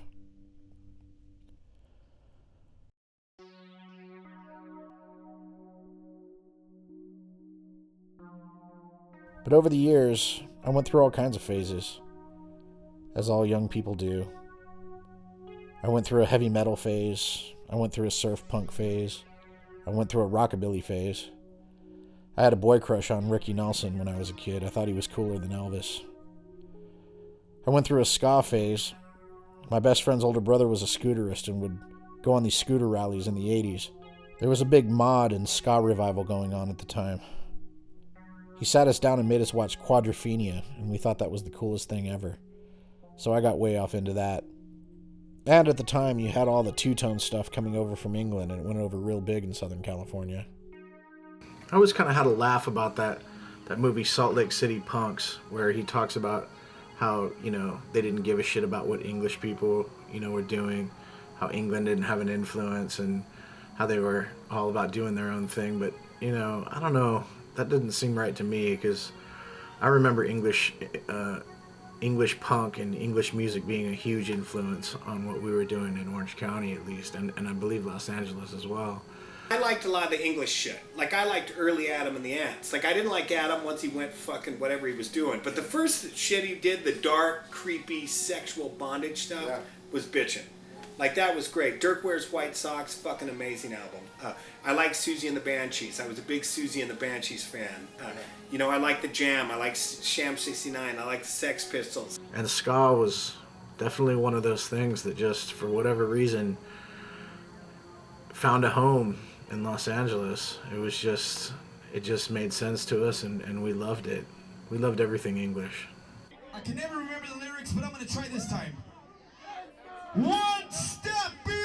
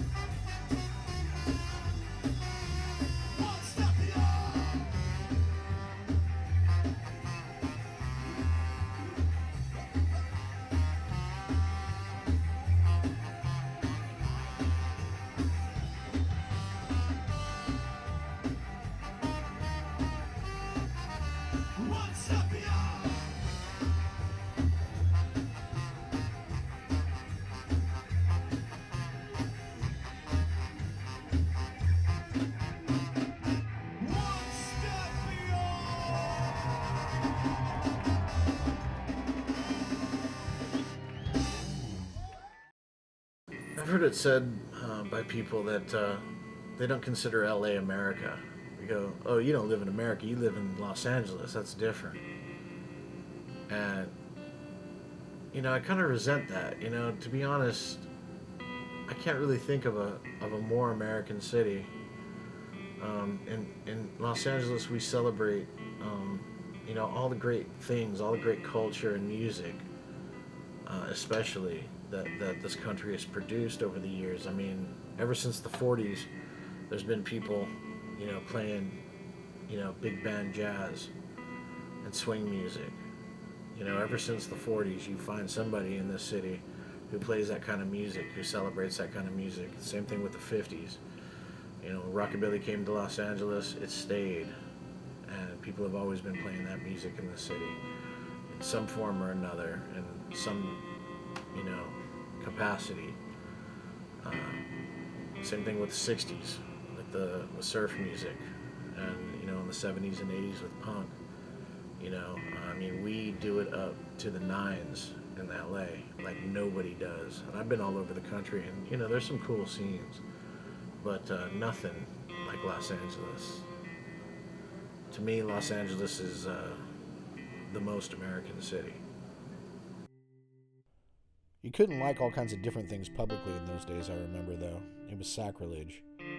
You'd be considered a poser if you were a mod kid who liked heavy metal, or a metal kid that liked new wave, or a punk who liked oldies or whatever. It was stupid, of course, but it was the mentality at the time. To be honest, it kind of tripped me out that people would dress up like music. Right. Like I didn't understand it. Even though I was wearing the outfit of a surfer kid. But I didn't really, like, to me, I didn't see myself. I'm dressed like a surfer kid. You know, because that's just the way we all dress. I didn't realize that it was the outfit of a surfer. You know, I didn't see that. But then when I saw punk rock, I'm thinking, well, God, these guys, this music is making them look this way. Like, they're dressing this because they like music. Like, to me, it tripped me out. It was almost like the old guys now that dress up like 50s. Well, there's a lot of big rockabilly thing now, but back then there wasn't. Like, you'd have these old guys dressed up like 50s guys going and hanging out at the burger stand. Like, I didn't get it. You know what I mean? It's like, to me it seems something strange, you know. And when I first saw punks dressing up like for music, a sound, it tripped me. I thought, what are these guys doing? Why do they do this? Yeah. I don't get it. I don't understand why you look like this. Right. So being a punk in the city's one thing. Yeah. Being a punk in the suburbs, that's a whole fucking different story, man. Yeah. You know, and people don't realize that. They go, you're from the suburbs. Yeah, it's like, hey, dude, you slap on your fucking leather and have green hair or a dress, and you come down here and go to the liquor store in an oil field town, and you tell me how your fucking city punk does. Because it's a whole different deal. So a lot of us were like big surfer jock kids who basically, we looked fucked up, and you got the whole town against you. So basically, it got violent. I liked all of it behind closed doors, though. I loved all the new stuff that was on the radio and the video shows. I had my grandmother playing her big band and jazz stuff. My mom was playing Otis Redding and Aretha Franklin. My uncle played Jimi Hendrix and the Byrds and the Beatles. My dad would play his old rock and roll and country. I'd go to his place and he'd play Little Richard and Chuck Berry and Johnny Cash. So I had all kinds of stuff coming at me from all angles. The thing, too, was that at a certain age, I think around 12 or 13, I started to get really serious about boxing. I got bullied by some kids from Tokerstown, and I decided that shit wasn't going to fly. So I was going to do something about it, and I got really serious about the fight game. I set out to be a serious competitor. And being that I was one of a handful of white fighters in the whole Southern California Police Athletic League boxing program that was made up mostly entirely of Mexicans and blacks, I naturally got into their music from working out and hanging out with them. So I got an earful of early funk and hip-hop. I felt weird liking hip-hop until I heard the Beastie Boys. I had known of them first as a punk band. My cousin had a recording of A Grade on Mojo. But here they were doing hip-hop, and I dug it. I went out and bought Licensed to Ill. I think it was the first hip-hop record I ever bought. Yeah, I kind of hate to admit it, but there was a brief period there where I was a wigger, b-boy. But like all other phases a kid goes through, this one played itself out too. Except this gangster hip-hop hustler lifestyle wouldn't leave my life quietly like the others did. What ended my interest in it was something that changed my perspective on everything that I had ever learned or even known before up until that point. The whole thing ended badly. Very badly. So I had this friend named Caesar, and his parents were drug addicts. Yeah, they were alcoholics, and they did coke and smoked weed. And they used to let us come over to their pad and smoke weed with them, which was cool for us. We didn't have to worry about getting busted by the cops on the street, and they always had pot and stuff. So Caesar had this stepdad named Rick, and he was this black dude. He was a mailman, but he sort of fancied himself as a tough guy. He had some kind of hookup where he had guns and drugs and things like that, and he'd give us, a little bit of coke for us to sell, pat us out with a little bit of cash, and we thought we were being hustlers, but we were just some dumb kids hanging out with some lowlife, ultimately.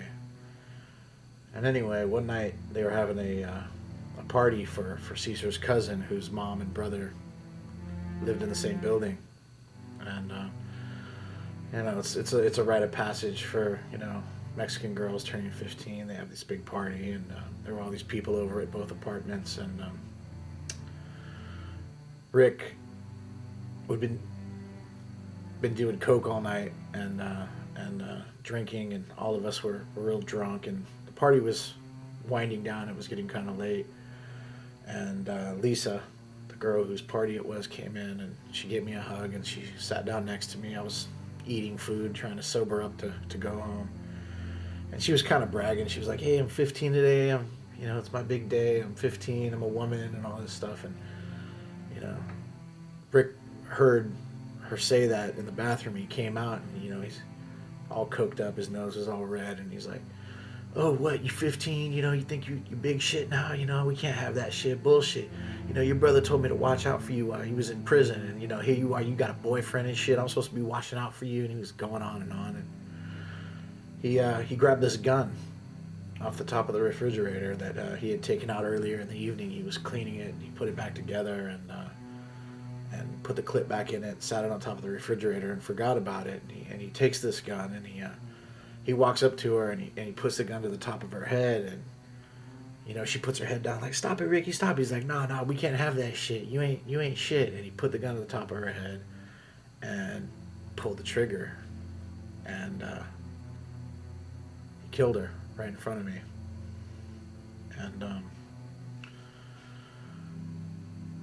And he dropped the gun immediately, and he picked her head up. He screamed at me like, "Go call an ambulance, go call an ambulance." Like they didn't have a phone in their apartment. This is before cell phones. And I had to run over to her mom's apartment, and I ran in. There was all these people there partying,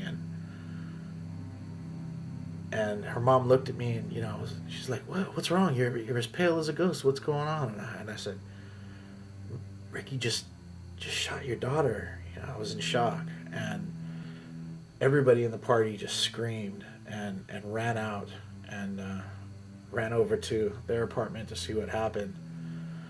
And I just, I ran.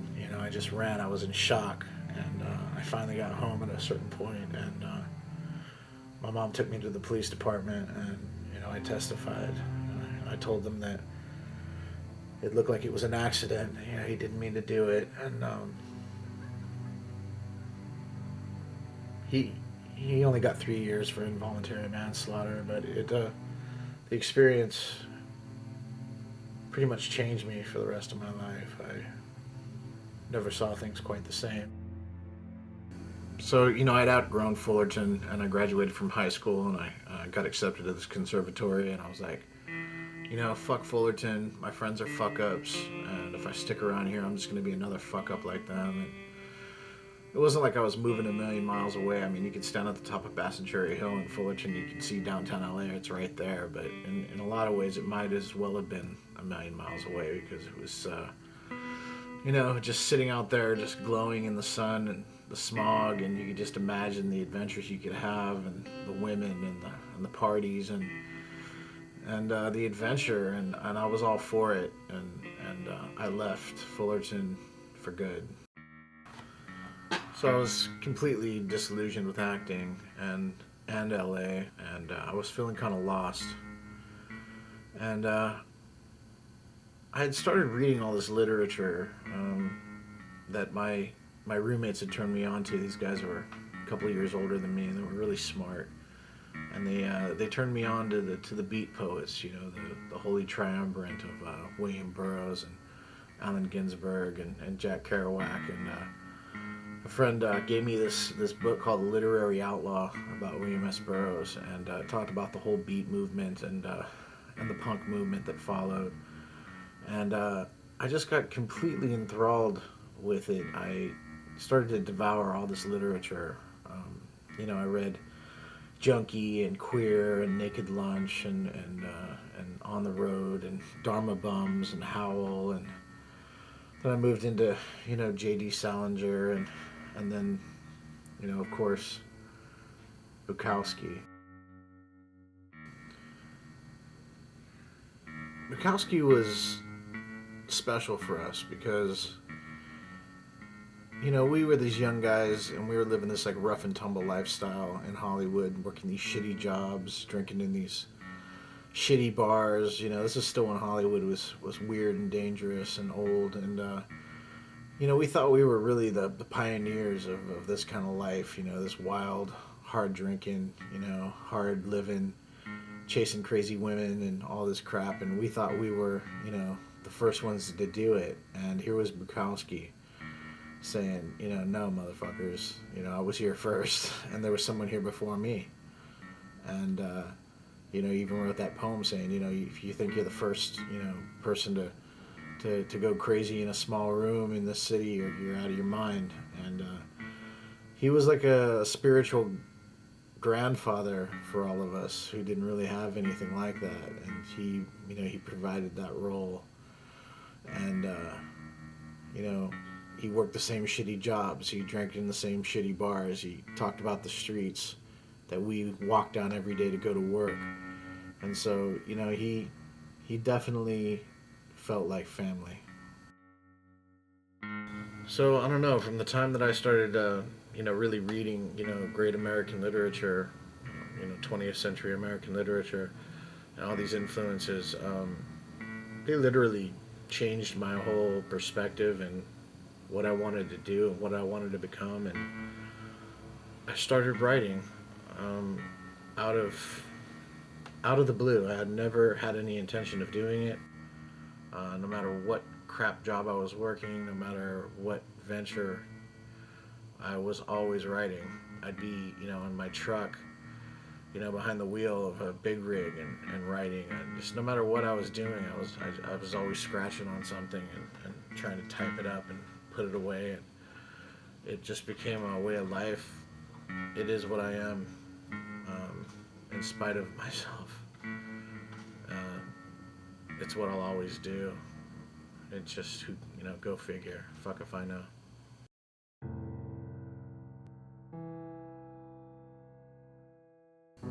My father had a seizure, and I was visiting an old teacher in Fullerton and saying goodbye to him, and I get this phone call, and it was my mom saying, hey, your dad's in the hospital. And I was scared. I went to the hospital, I saw him, and, you know, he kind of shook his head when I came in the door of the hospital, I remember, and they didn't know what was going on with him, and I left with that hanging over my head, like, what's wrong with Dad, you know? And I get these calls from home, from my dad, and they're saying, hey, they did a CAT scan on me, and they're saying that it was cancer, a tumor in my brain. They don't know if it's benign or malignant, but they're saying that's what caused my seizure. And I'm like, okay. And then, you know, a week later it was like, hey, it's malignant. And, you know, at this point, it starts to occur to me like, whoa, hold on now. There's now 3 men in my family who've gotten cancer. My grandfather died at 48 of it. My half-brother Joey died of leukemia. And now my dad has a tumor in his brain that's giving him seizures. And I started to get really concerned, to say the least. Finally, my dad calls one day and says, hey, they're telling me I got 6 months to live. My dad had already started chemo, and you know, my mom and my sister were like, oh, you know, he looks the same, he looks fine, he's good, and they were being pretty nice, pretty generous about it, because I saw my dad, and you know, here's my father. He's this hero figure to me, and always great looking, always had beautiful women, and you know, he was this strong, dominant figure in my life, and you know, he's bloated, and he's losing his hair from the chemo, and he just looks sick and weak, and not like anything I was used to seeing. And I was destroyed. I was very, very concerned about my own health and what could come of it. So I didn't come around a lot when my dad was sick. I gotta be honest. My father was very rapidly declining. His health was worse and worse all the time. They decided to operate on his tumor, and he was never the same after that. He could never complete a sentence. He couldn't have a coherent conversation for any length of time. He would just sort of mumble and kind of, you know, work his way through sentences, and it was really, really hard to watch. And I didn't come around. I would stop in from time to time. I'd visit him a little bit, but it was basically, you know, my stepmom, my mom, and my sister, who was 6, 7, 8 months pregnant at the time, and they were handling all the horrible stuff from bathing him and, you know, wiping his ass and feeding him and dealing with his moods and all this stuff, and I'd breeze through, and you know, I'd visit with him for a while, and he'd start to fall asleep, and I'd try to sneak out, you know, and I just was devastated. His friends all got together, and they had this big sort of going away party for him. You know, it was at the golf course across the street from their apartments in their clubhouse, and all his buddies got together and all his old girlfriends, and they gave him this big send-off, and you know, me and all the family were there, and my brother and sister, and you know, I was there with a brave face, but in all honesty, I was mortified. I remember the last day that I was down there, and I was helping him into the bathroom, and I wanted out. I wanted to get out of there. I couldn't handle seeing him this way. And I helped him into the bathroom, and you know, he kind of held onto the sink for a second, and I looked at him, and I was like, "You gonna be all right in here?" And you know, he turned around and he looked at me, and he was really clear for that moment, and he looked at me and just kind of shook his head. He's gonna be okay. And I shut the door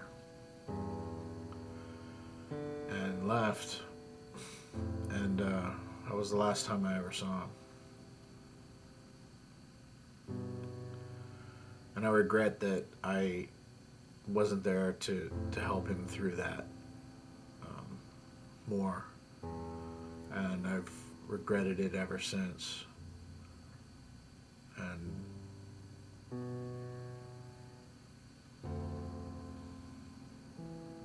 I've regretted it ever since. After my father's death, I kind of went a little crazy. I was feeling pretty nihilistic. I was just, waiting tables and fucking around and kind of getting back into the old routine of the depression and the drinking and shit. And my friend said, "Hey man, let's get the fuck out of Hollywood." This is a good buddy of mine. He said, "Man, let's get the fuck out of Hollywood. Let's go downtown. Let's go down to downtown LA."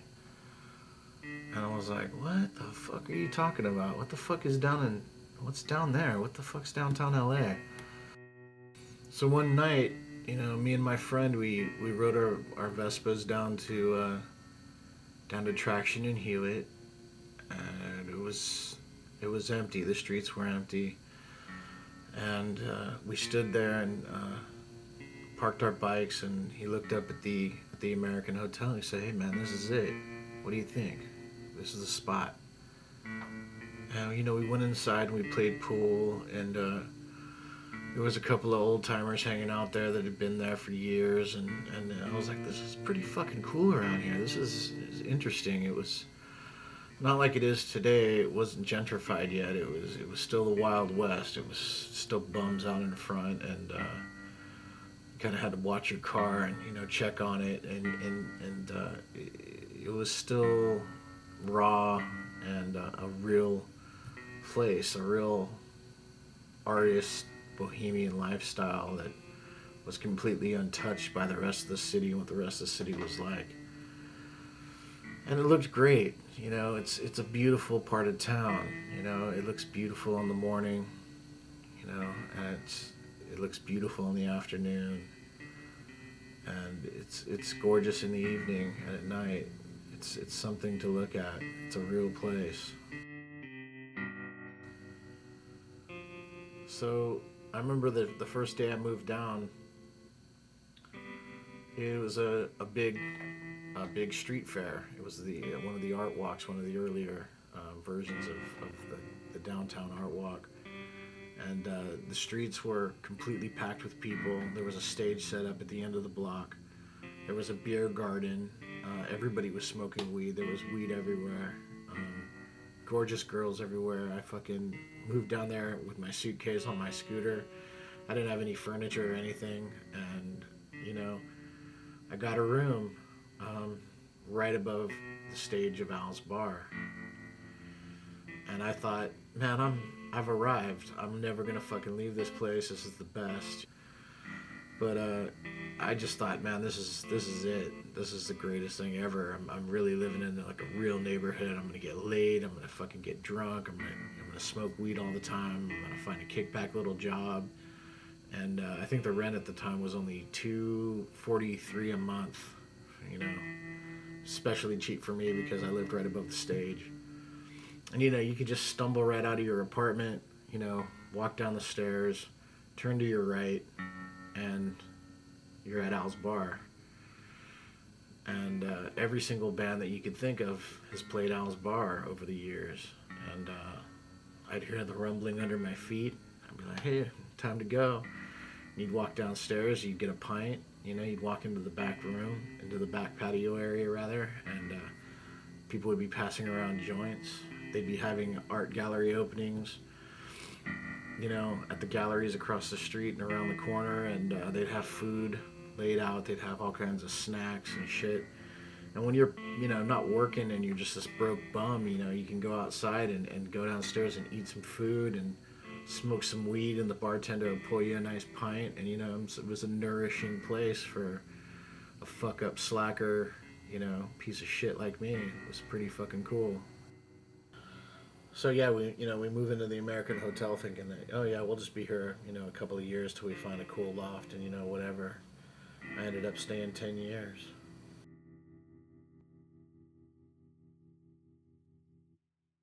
I remember I was a kid. probably like 12 years old, and me and my dad were downtown LA. We were visiting the Children's Museum with my little brother Vito, and my dad and me decided to go on this walk, and we're walking by the old Hall of Justice jail.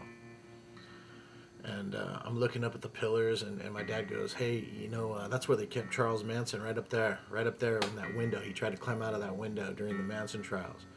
And I remember I was like, whoa, I was really blown away because I had just seen this documentary about the Manson family. I'd never, you know, seen anything like it before, and it was like tripping me out. And he goes, hey, you know who else was locked up there a lot? And I said, who? He goes, your Uncle Robert.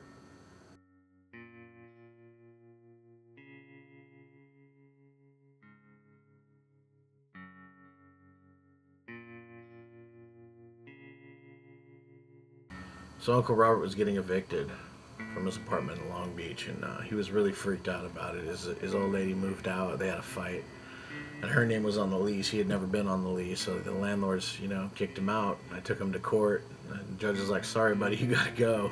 And, you know, they came down and put a sticker on the door and the whole bit saying, you know, you're out of here, man. So he didn't know what he was gonna do. He thought he was gonna get another apartment. And I explained to him that that wasn't possible because, you know, once you have an eviction, no one's going to rent to you. He found that out pretty quick. And I called my friends here at the American Hotel. I called the manager. I said, hey, man, look, my uncle is a good guy. He's got a guaranteed income. You know, I pay his bills, and, you know, he'll pay the rent on time. And, you know, could you guys have a space for him? And luckily they did. They had a space for him. Had I not done that for him, he was talking about living in a trailer outside of his friend's house with no running water, no electricity, and he really wouldn't have had too many options had I not done that.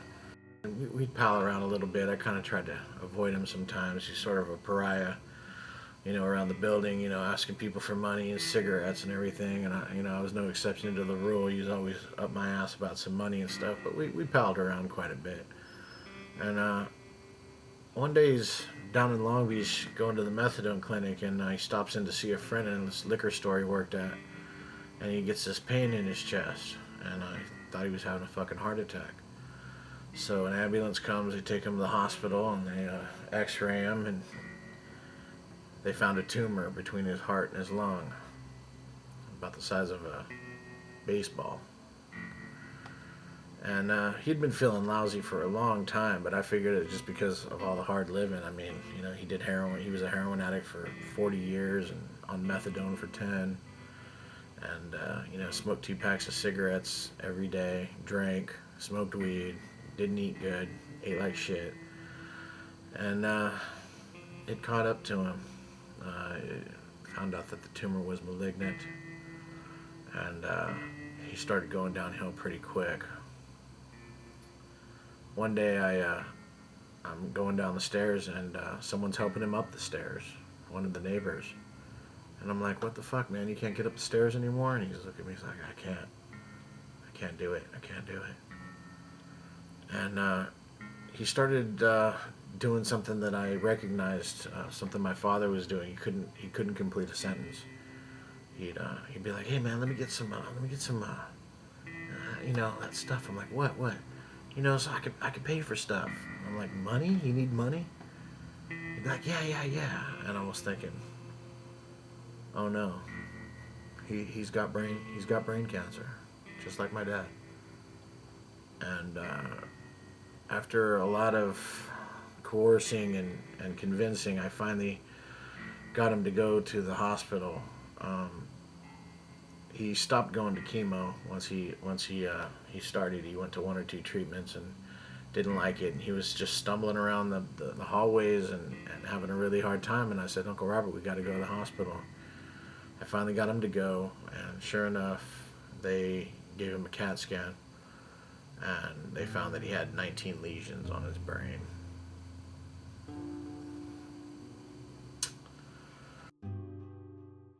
I had grown to care about him quite a lot. You know, it was different than when my father passed away. My father passed away, I had the option of not being around it, not seeing it, and other people took the reins and took care of him. And this time around, I was the only one around.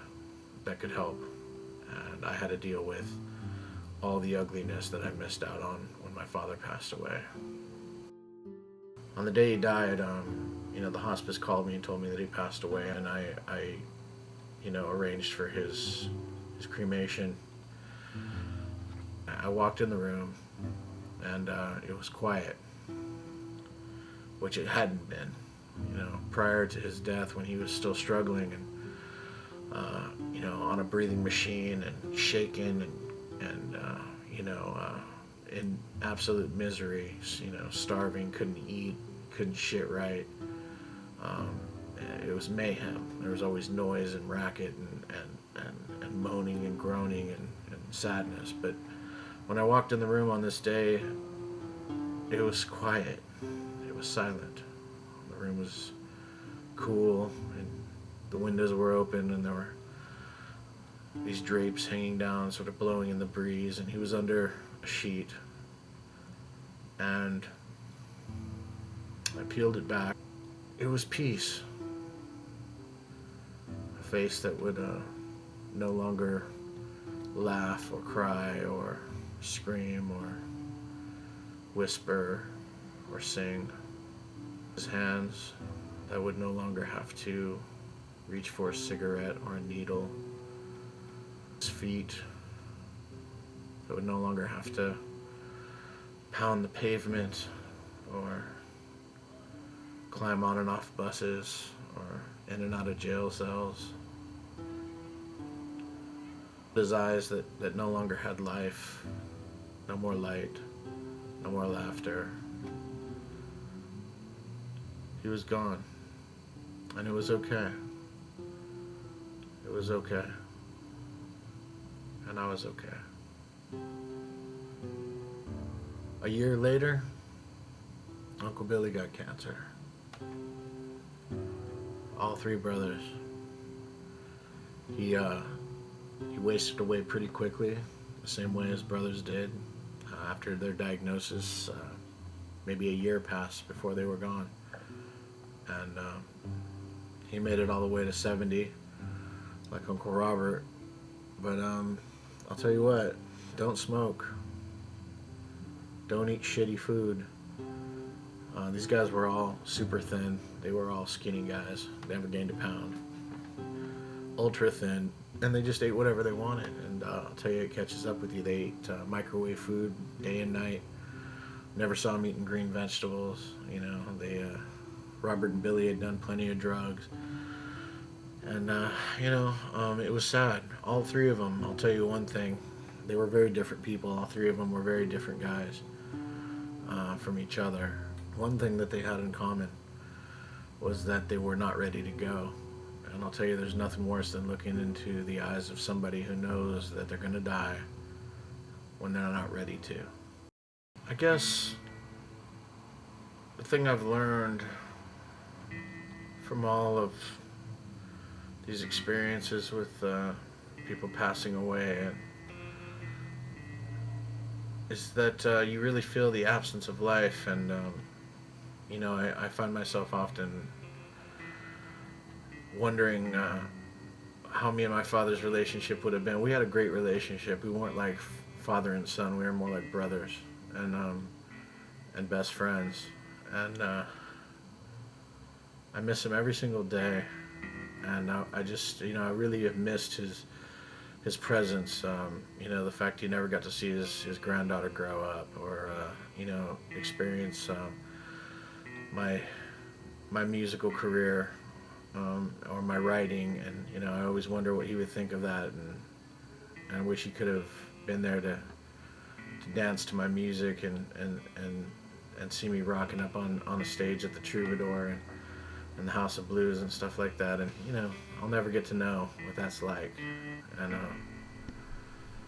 what would you say to your dad right now if he was here? What would I say to him now?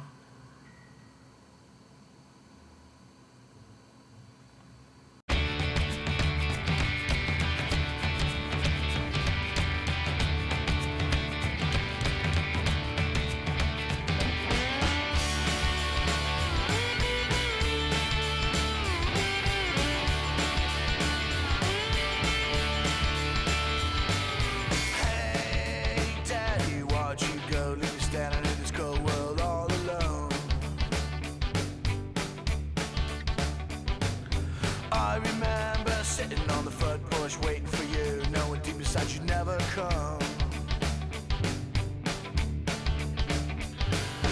Left alone to fight the bullies in the schoolyards and my sister's boyfriends that treat her wrong. Without you, Mom has to work so hard just so we can have a real nice home. Hey, Daddy. Hey, Daddy, why'd you? Hey, Daddy, why'd you go? Leave me standing in this cold world all alone.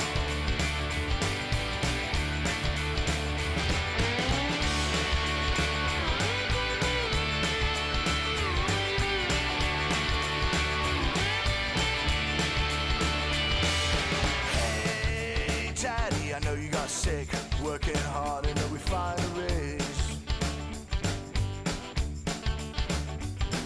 She taught me how to be a real man, to appreciate my freedom and my family.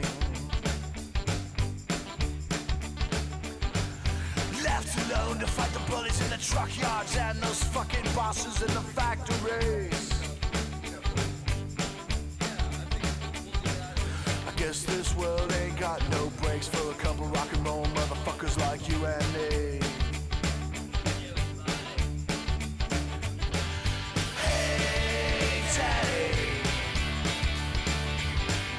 Hey, Daddy, why'd you? Hey, Daddy, why'd you go? Leave me standing in this cold world all alone.